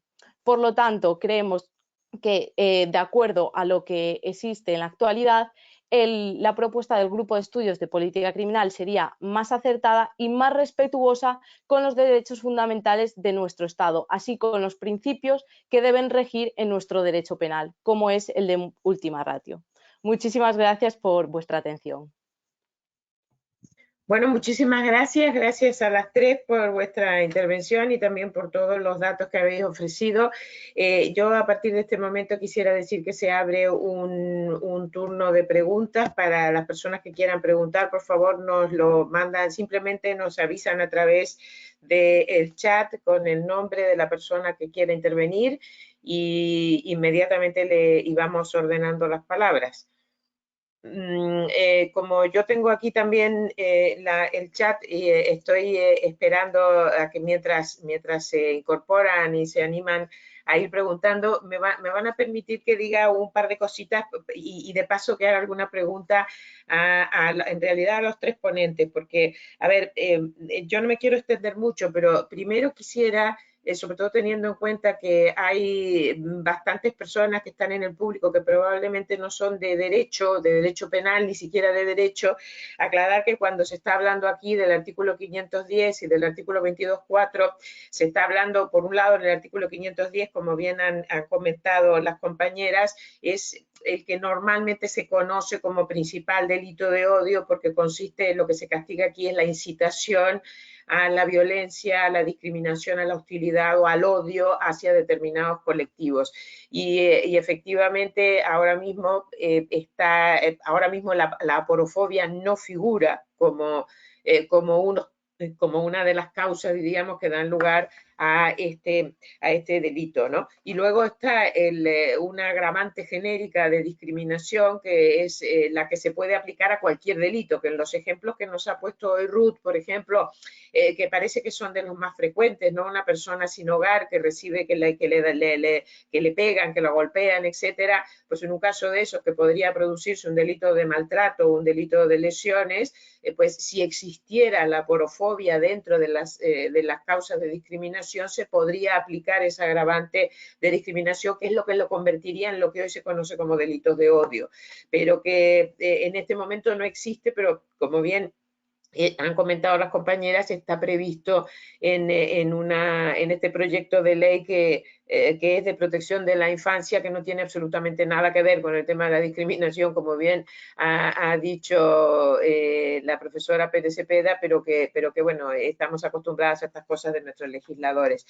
Yo quiero rápidamente tres cuestiones. Primero, al profesor Terradillos, le quería preguntar, Juan, ¿qué opinión tienes de que en esta propuesta que hay de inclusión de la aporofobia como causa de discriminación en el Código Penal?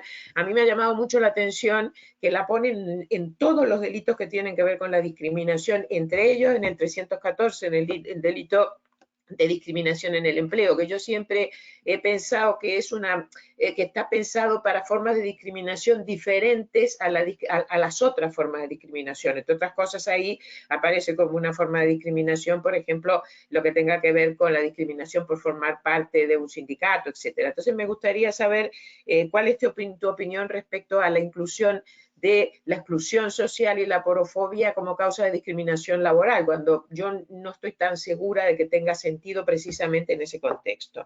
Luego a Ruth, una pregunta muy concreta que tiene que ver con algo que acaban de decir Isabel además, y es ¿qué respuesta tenéis vosotros ante las denuncias que me imagino que presentaréis a las autoridades cuando alguna de estas personas sin hogar os comentan las cosas que le han pasado o algún suceso en concreto? Porque, y ahora vinculo eso, y perdón que es que llevo toda la tarde escribiendo cositas, pero y vinculo eso con la propuesta de las compañeras que acabo de escuchar. Y claro, a mí hay una cosa que voy a decir sinceramente, y sé que tengo aquí, además en el público, a bastantes criminólogos y seguramente me van a matar, pero a ver, decir que la política criminal, en la creación o no de un tipo, de la inclusión, por ejemplo, en este caso de una causa de discriminación como la aporofobia, depende única y exclusivamente de que se tengan datos que demuestren que en la realidad social existe ese hecho, es tremendamente preocupante desde mi punto de vista, y creo que el caso de la aporofobia lo pone de manifiesto, porque los datos no existen, como bien ha dicho Isabel, es que vamos a ver, ¿quién se va a creer que no ha habido discriminación, incidente de discriminación en los últimos 2 o 3 años? Sin embargo, el Ministerio del Interior no los tiene porque es una forma de discriminación brutalmente invisibilizada, ¿no? Y probablemente el hecho de incluirla como causa de discriminación en nuestro Código Penal podría ser una forma de darle visibilidad y de que empiecen a aparecer casos. Por eso a mí a veces me preocupa eso, esa obsesión porque no se pueda castigar nada en el Código Penal que no venga previamente certificado por la demostración a través de datos de que en la realidad social existe ese hecho, porque realmente hay hechos como este, hombre, y como pasó en su momento con la violencia de género, que están invisibilizados por el propio sistema, como bien ha explicado hoy el profesor Terradillo. Bueno, y no hablo más, hay otras preguntas, o sea que vamos a abrir ahora un turno de preguntas, os dejo esas preguntas hechas, pero hay alguna persona que quiere intervenir, la profesora Cisneros va a ser la que va a dar la palabra, ¿vale? Yo me la he tomado por mi propia cuenta, pero a partir de ahora ella será la que dé la palabra. Pues de momento no tenemos ninguna palabra pedida, así que creo que si le parece a los ponentes pueden ir contestando a lo que has planteado tú, Patricia, a ver si mientras hay alguien que se anime a participar. Muy bien, adelante. Entonces, como queráis, empezamos por Juan, vamos por el orden de los participantes, quizás. Bien, podrías haber empezado por orden de edad, que también me hubiera correspondido en primer lugar. Mira, esta cuestión tan concreta que tú planteabas, a mí me parece que los motivos aporofóbicos tienen que estar en una cláusula, en una circunstancia agravante genérica. Y en consecuencia, una vez que estén ahí, la apreciación en tipos específicos o condicionar la apreciación a que concurra en tipos específicos me parece que es una pérdida de tiempo. Es una pérdida de tiempo y además es una mala técnica legislativa, de modo que no me parece que tenga ningún sentido que en el artículo 314, por ejemplo, se incluya de manera... el artículo 314 para los no juristas es el que castiga la discriminación laboral, por una serie de motivos en los cuales no aparece la aporofobia. Es que yo creo que no tiene por qué aparecer, es decir, o no tiene por qué aparecer específicamente. Si la tenemos como agravante genérica, pues como agravante genérica el juez puede estudiar su aplicación. Me parece que, por el contrario, en los tipos penales, es decir, en las conductas específicamente contempladas en el libro segundo, los delitos, más que preocuparnos de si se puede apreciar el agravante o no, que eso, repito, se debe someter a las reglas generales, lo que me imagino que es importante es que efectivamente los tipos estén construidos de modo que efectivamente el derecho a la no discriminación por razones aporofóbicas, digamos, penetre toda la esencia del tipo. Yo he puesto antes un ejemplo que me parece que enlazaba con algo que decías tú, Patricia, al principio. Es que hemos normalizado la pobreza de modo que ya ni siquiera la vemos. Bueno, a pesar de que vemos personas sin hogar, a pesar de que... Y de pronto alguien, estos criminólogos que tú decías, nos dice que, bueno, que ese no es un problema porque no hay discriminación penal por razones aporofóbicas. Pues no, la mera existencia de los sujetos sin hogar nos está demostrando continuadamente que el derecho a la vivienda no está tutelado ni por ramas del ordenamiento prepenales ni por el derecho penal. Y por eso vuelvo al ejemplo que yo ponía antes de los sujetos que son rechazados por tener un apellido árabe simplemente cuando van a alquilar un piso. No hay forma de que accedan a los alquileres. Bueno, aquí hay una reacción aporofóbica o xenofóbica o las dos juntas. Es importante que el tipo penal, ese tipo específico, comprenda, pero no como agravación, sino como un elemento esencial del tipo, que no se puede desconocer alegremente el derecho a la vivienda por motivos de puro caprichito discriminatorio del sujeto que entiende que él no tiene por qué alquilar a los moros su preciosa casa. Ahí es donde me parece que, bueno, es todo el sentido de mi intervención, es que tenemos que revisar toda la parte especial, tenemos que revisar todos los delitos porque realmente hay unos criterios y unos principios de criminalización y descriminalización que efectivamente se oponen de manera objetiva y de manera seria a la realización de derechos fundamentales que están recogidos en la Constitución. En consecuencia, reitero, si la Constitución dice que tenemos derecho a la vida, el Código Penal tiene que tener un delito de homicidio. Si la Constitución tiene un derecho a la vivienda, tiene que haber forzosamente una respuesta penal a las conductas arbitrariamente negadoras de ese derecho a la vivienda. No quiero poner el ejemplo de la señora Botella, su enajenación de miles de viviendas en Madrid, como ya se sugería en una de las diapositivas, a un fondo buitre que efectivamente tiene unas políticas que terminan negando el derecho a la vivienda. Bueno, pues el derecho penal, es decir, si ese poderosísimo elemento aflictivo del que dispone el Estado no está para la protección de los derechos fundamentales, protección igualitaria de los derechos fundamentales, es un derecho penal indigno, es un derecho penal ilegítimo. Y yo creo que por ahí tenemos que ir, es decir, revisión de los tipos penales, también de la parte general, evidentemente, pero de ahí perdería menos tiempo. Bueno, la verdad es que lo perdemos en todo caso porque nadie nos hace caso, ¿no? Pero realmente incorporación a la estructura misma de los tipos penales, la tutela de los programas inclusivos que caracterizan al Estado social de derecho. Porque si no, la política criminal y el derecho penal están remando en dirección contraria a como exige el ordenamiento. Y eso realmente me parece que es una disfunción que no nos podemos permitir. O que por lo menos tenemos que denunciar, ¿ya? Los que tienen responsabilidades que hagan lo que quieran, ¿no? Con lo cual me parece que no te he contestado nada, Patricia.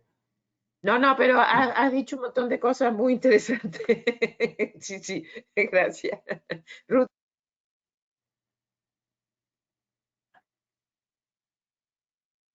Desde el Observatorio Atento como respuesta a la denuncia, la verdad que de las pocas personas que entrevistamos y nos dicen que se ha interpuesto una denuncia, en el observatorio sí que se ofrece tanto el asesoramiento jurídico como psicosocial como un acompañamiento durante el proceso.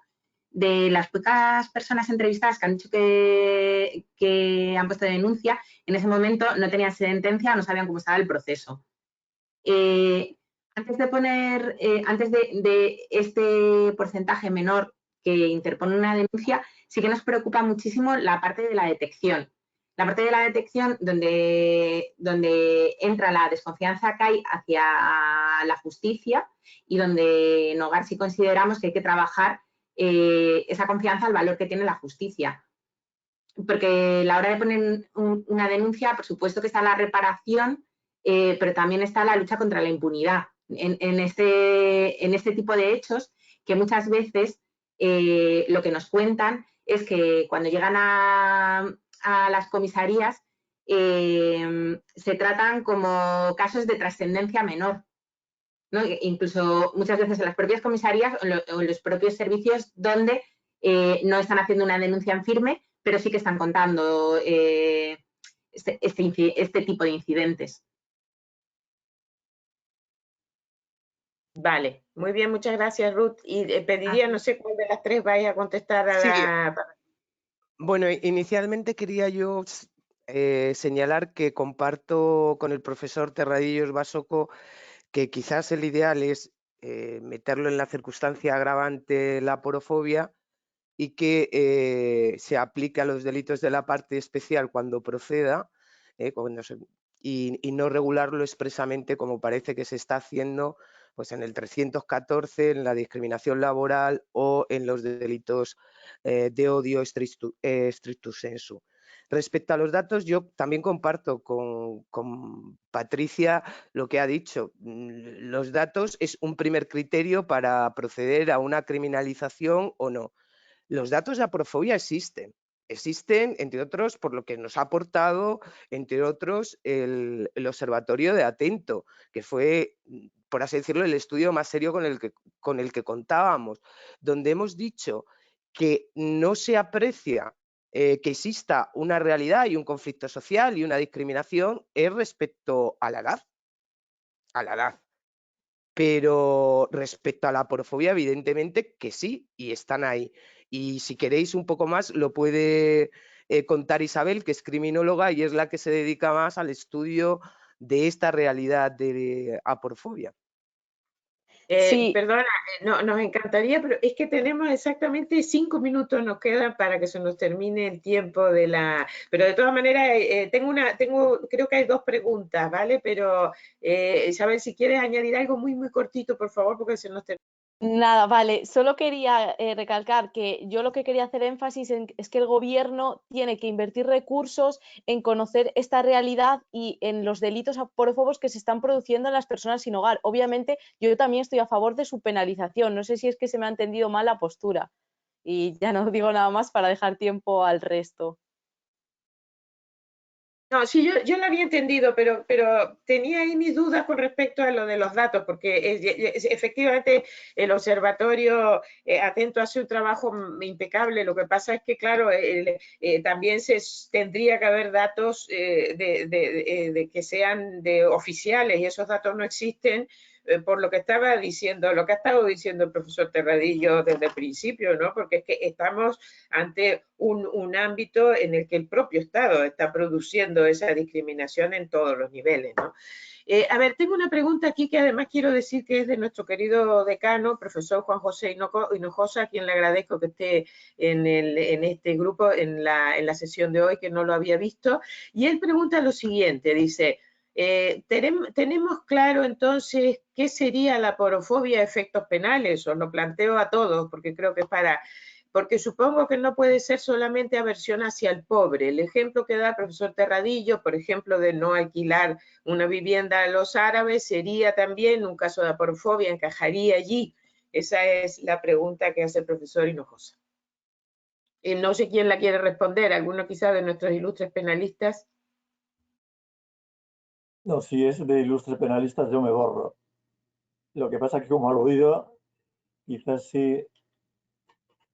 Claro, es que me parece que el problema no es la aporofobia, en el sentido de que la aporofobia como sentimiento de animadversión, yo creo que esto lo estudió bien la doctora Laurenzo, como sentimiento de animadversión o de sentimiento de hostilidad, no como manifestación de hostilidad, sino como sentimiento de hostilidad, no puede integrar ni un tipo penal, sino como mucho los motivos aporofóbicos, igual que los motivos, iba a decir antisemitas, no, los motivos étnicos, motivos, iba a decir antisemita porque el antisemitismo está expresamente contemplado en el artículo 22 del Código Penal.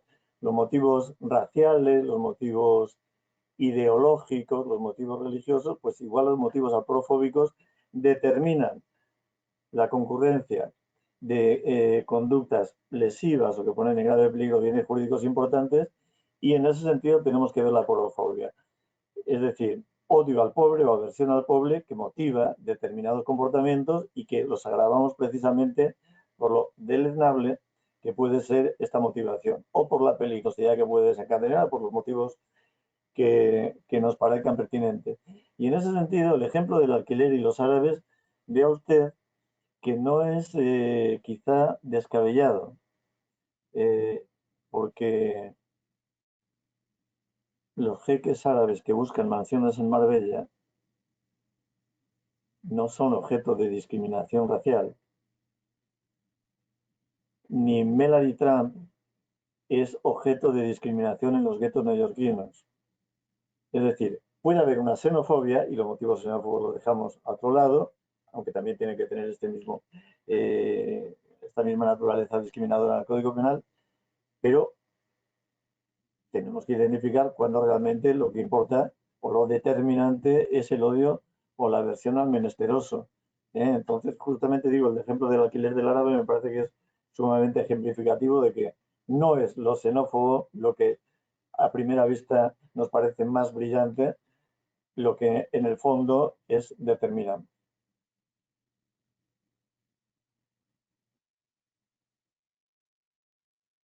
Muy bien, muchas gracias, Juan. Vamos a ver, tenemos otra pregunta, ya vamos a ir terminando, pero creo que tenemos una palabra pedida y una pregunta de otro compañero del departamento, el profesor Daniel Montero, que pregunta lo siguiente. Creo que esto va dirigido fundamentalmente a Ana, a la profesora Pérez Cepeda. Dice, si mal no entiendo, la profesora, no se admite por la profesora Ana Isabel la inclusión de la exclusión social junto con la porofobia como hipotética circunstancia de agravación. O sea que efectivamente creo que así es, ¿no? No me ha quedado clara esta distinción y pregunta, ¿existe algún pobre no excluido socialmente? Por otro lado, la Carta de Derechos Fundamentales de la Unión Europea relaciona pobreza y exclusión, y de otro lado, no deberíamos evitar las situaciones que provocan los procesos de exclusión o inadaptación social. Esa es la pregunta, creo que va dirigida directamente a Ana. Sí, bueno, lo que nosotros pensamos es que precisamente es mucho más tasativo el término aporofobia que el término exclusión social, que es muchísimo más amplio, que puede desencadenar incluso en pobreza o no pobreza, y que la exclusión social viene a ser un proceso. Al ser tan amplio, evidentemente los pobres son excluidos sociales, pero el término exclusión social nosotros entendemos que si lo pone ahí el legislador es para ampliar a otros supuestos que no entrarían dentro de la aporofobia, y consideramos que es demasiado amplio y demasiado indeterminado como para tenerlo ahí. ¿Quién es un excluido social además de los pobres? Temporalmente, quien está en esa situación tiene que adquirir el grado de definitivo excluido socialmente.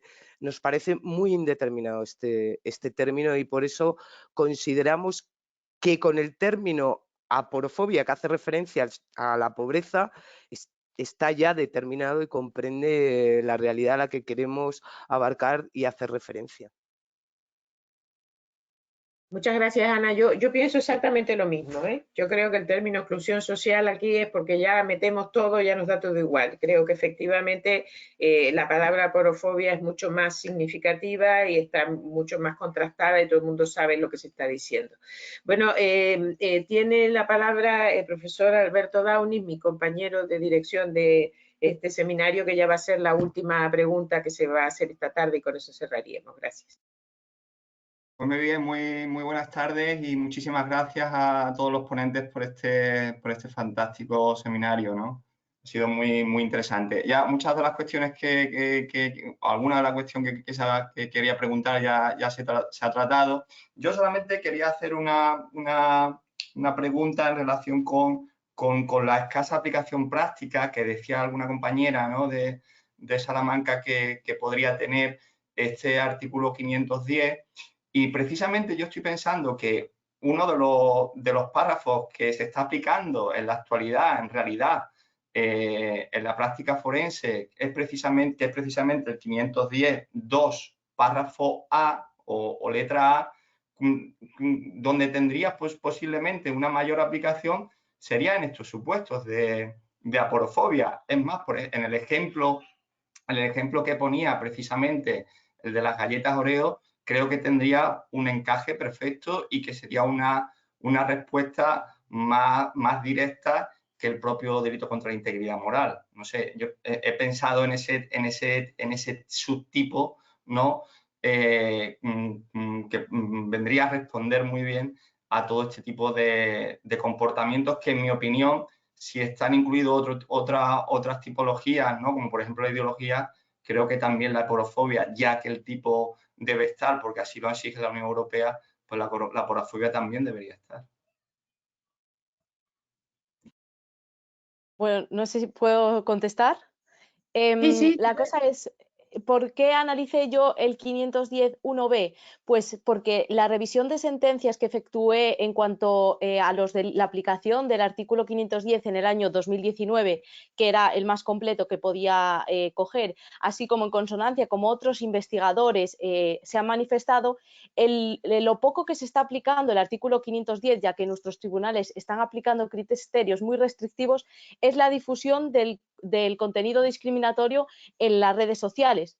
Por eso yo, cuando analicé este caso en el que yo creo que hubiese sido muy adecuado aplicar la agravante de discriminación, aunque no se puede, ya que no estaba incluida razones de aporofobia y no está incluido en la actualidad, por eso yo analicé el artículo 510.1b, porque es el único que está siendo aplicado por los tribunales, ya que si tú miras las sentencias del Tribunal Constitucional y del Tribunal Supremo de los últimos años, los criterios que se están aplicando son capacidad de influencia, lenguaje directo, comentarios graves y serios, audiencia susceptible, y lo único que están aplicando sobre todo es esta difusión del contenido discriminatorio en la red, que se corresponde con el artículo B, y este caso podría haber sido uno de esos, ya que este influencer tenía más de 1 millón de suscriptores y difundió este vídeo en la red. Ahora bien, la cuestión sería analizar estos mensajes, que yo creo que no serían una incitación directa y pública, sobre todo por el hecho de directa.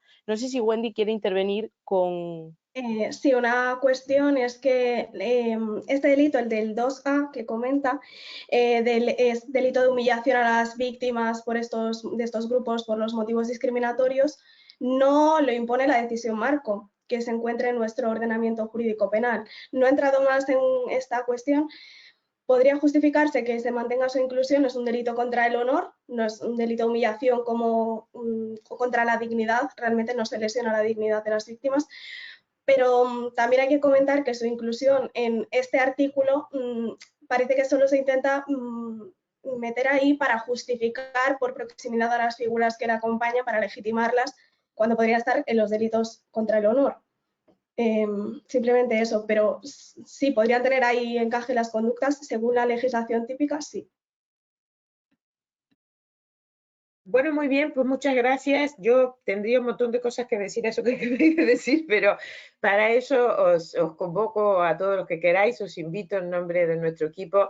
En el mes de julio del 2021 estamos organizando un congreso internacional que se llama Odio y Discriminación en tiempos convulsos, donde se va a volver a tratar este tema y además se pueden presentar comunicaciones, así que aprovecho para hacer publicidad. Quien quiera participar, estaremos encantadísimos de teneros con nosotros nuevamente. Hay una web en la que directamente se puede buscar como Congreso Internacional Odio y Discriminación. Que además, con un poco de suerte, y eso esperamos todos, por eso lo hemos puesto en julio, tenemos la esperanza de que por entonces nos podamos encontrar todos en un mismo sitio y no necesariamente a través de una pantalla. Bueno, pues nada más. Quiero agradecer muy sinceramente en nombre de todo nuestro equipo, en primer lugar a los ponentes, a las ponentes y a el ponente. Muchísimas gracias por vuestras ponencias, han sido magníficas y creo que tremendamente ilustrativas y importantes para poner de manifiesto eso que queríamos poner de manifiesto, que es que el problema de la aporofobia existe y no se puede seguir ignorando como se está ignorando, ni tampoco tratarlo de una manera tan frívola como creo que lo está tratando los legisladores al meterlo ahí como en un cajón desastre en una ley que no tiene nada que ver con realidad, con los problemas reales de la pobreza. Muchas gracias también a todas las personas que han participado, que han estado en el auditorio en la tarde de hoy, y permítanme que expresamente le dé las gracias también a quien ha estado ahí en la sombra trabajando toda la tarde para que esto salga bien, que es nuestra querida compañera del equipo, Fátima Cisneros, que es la que controla todas las cuestiones relacionadas con las nuevas tecnologías y ha estado trabajando para que todo esto salga muy bien. Así que muchísimas gracias a todos, espero que haya sido de interés y confiamos en poder vernos una próxima vez, sea de esta manera virtual, ojalá que pueda ser también personalmente. Gracias, sinceras y buenas noches. Muchas gracias.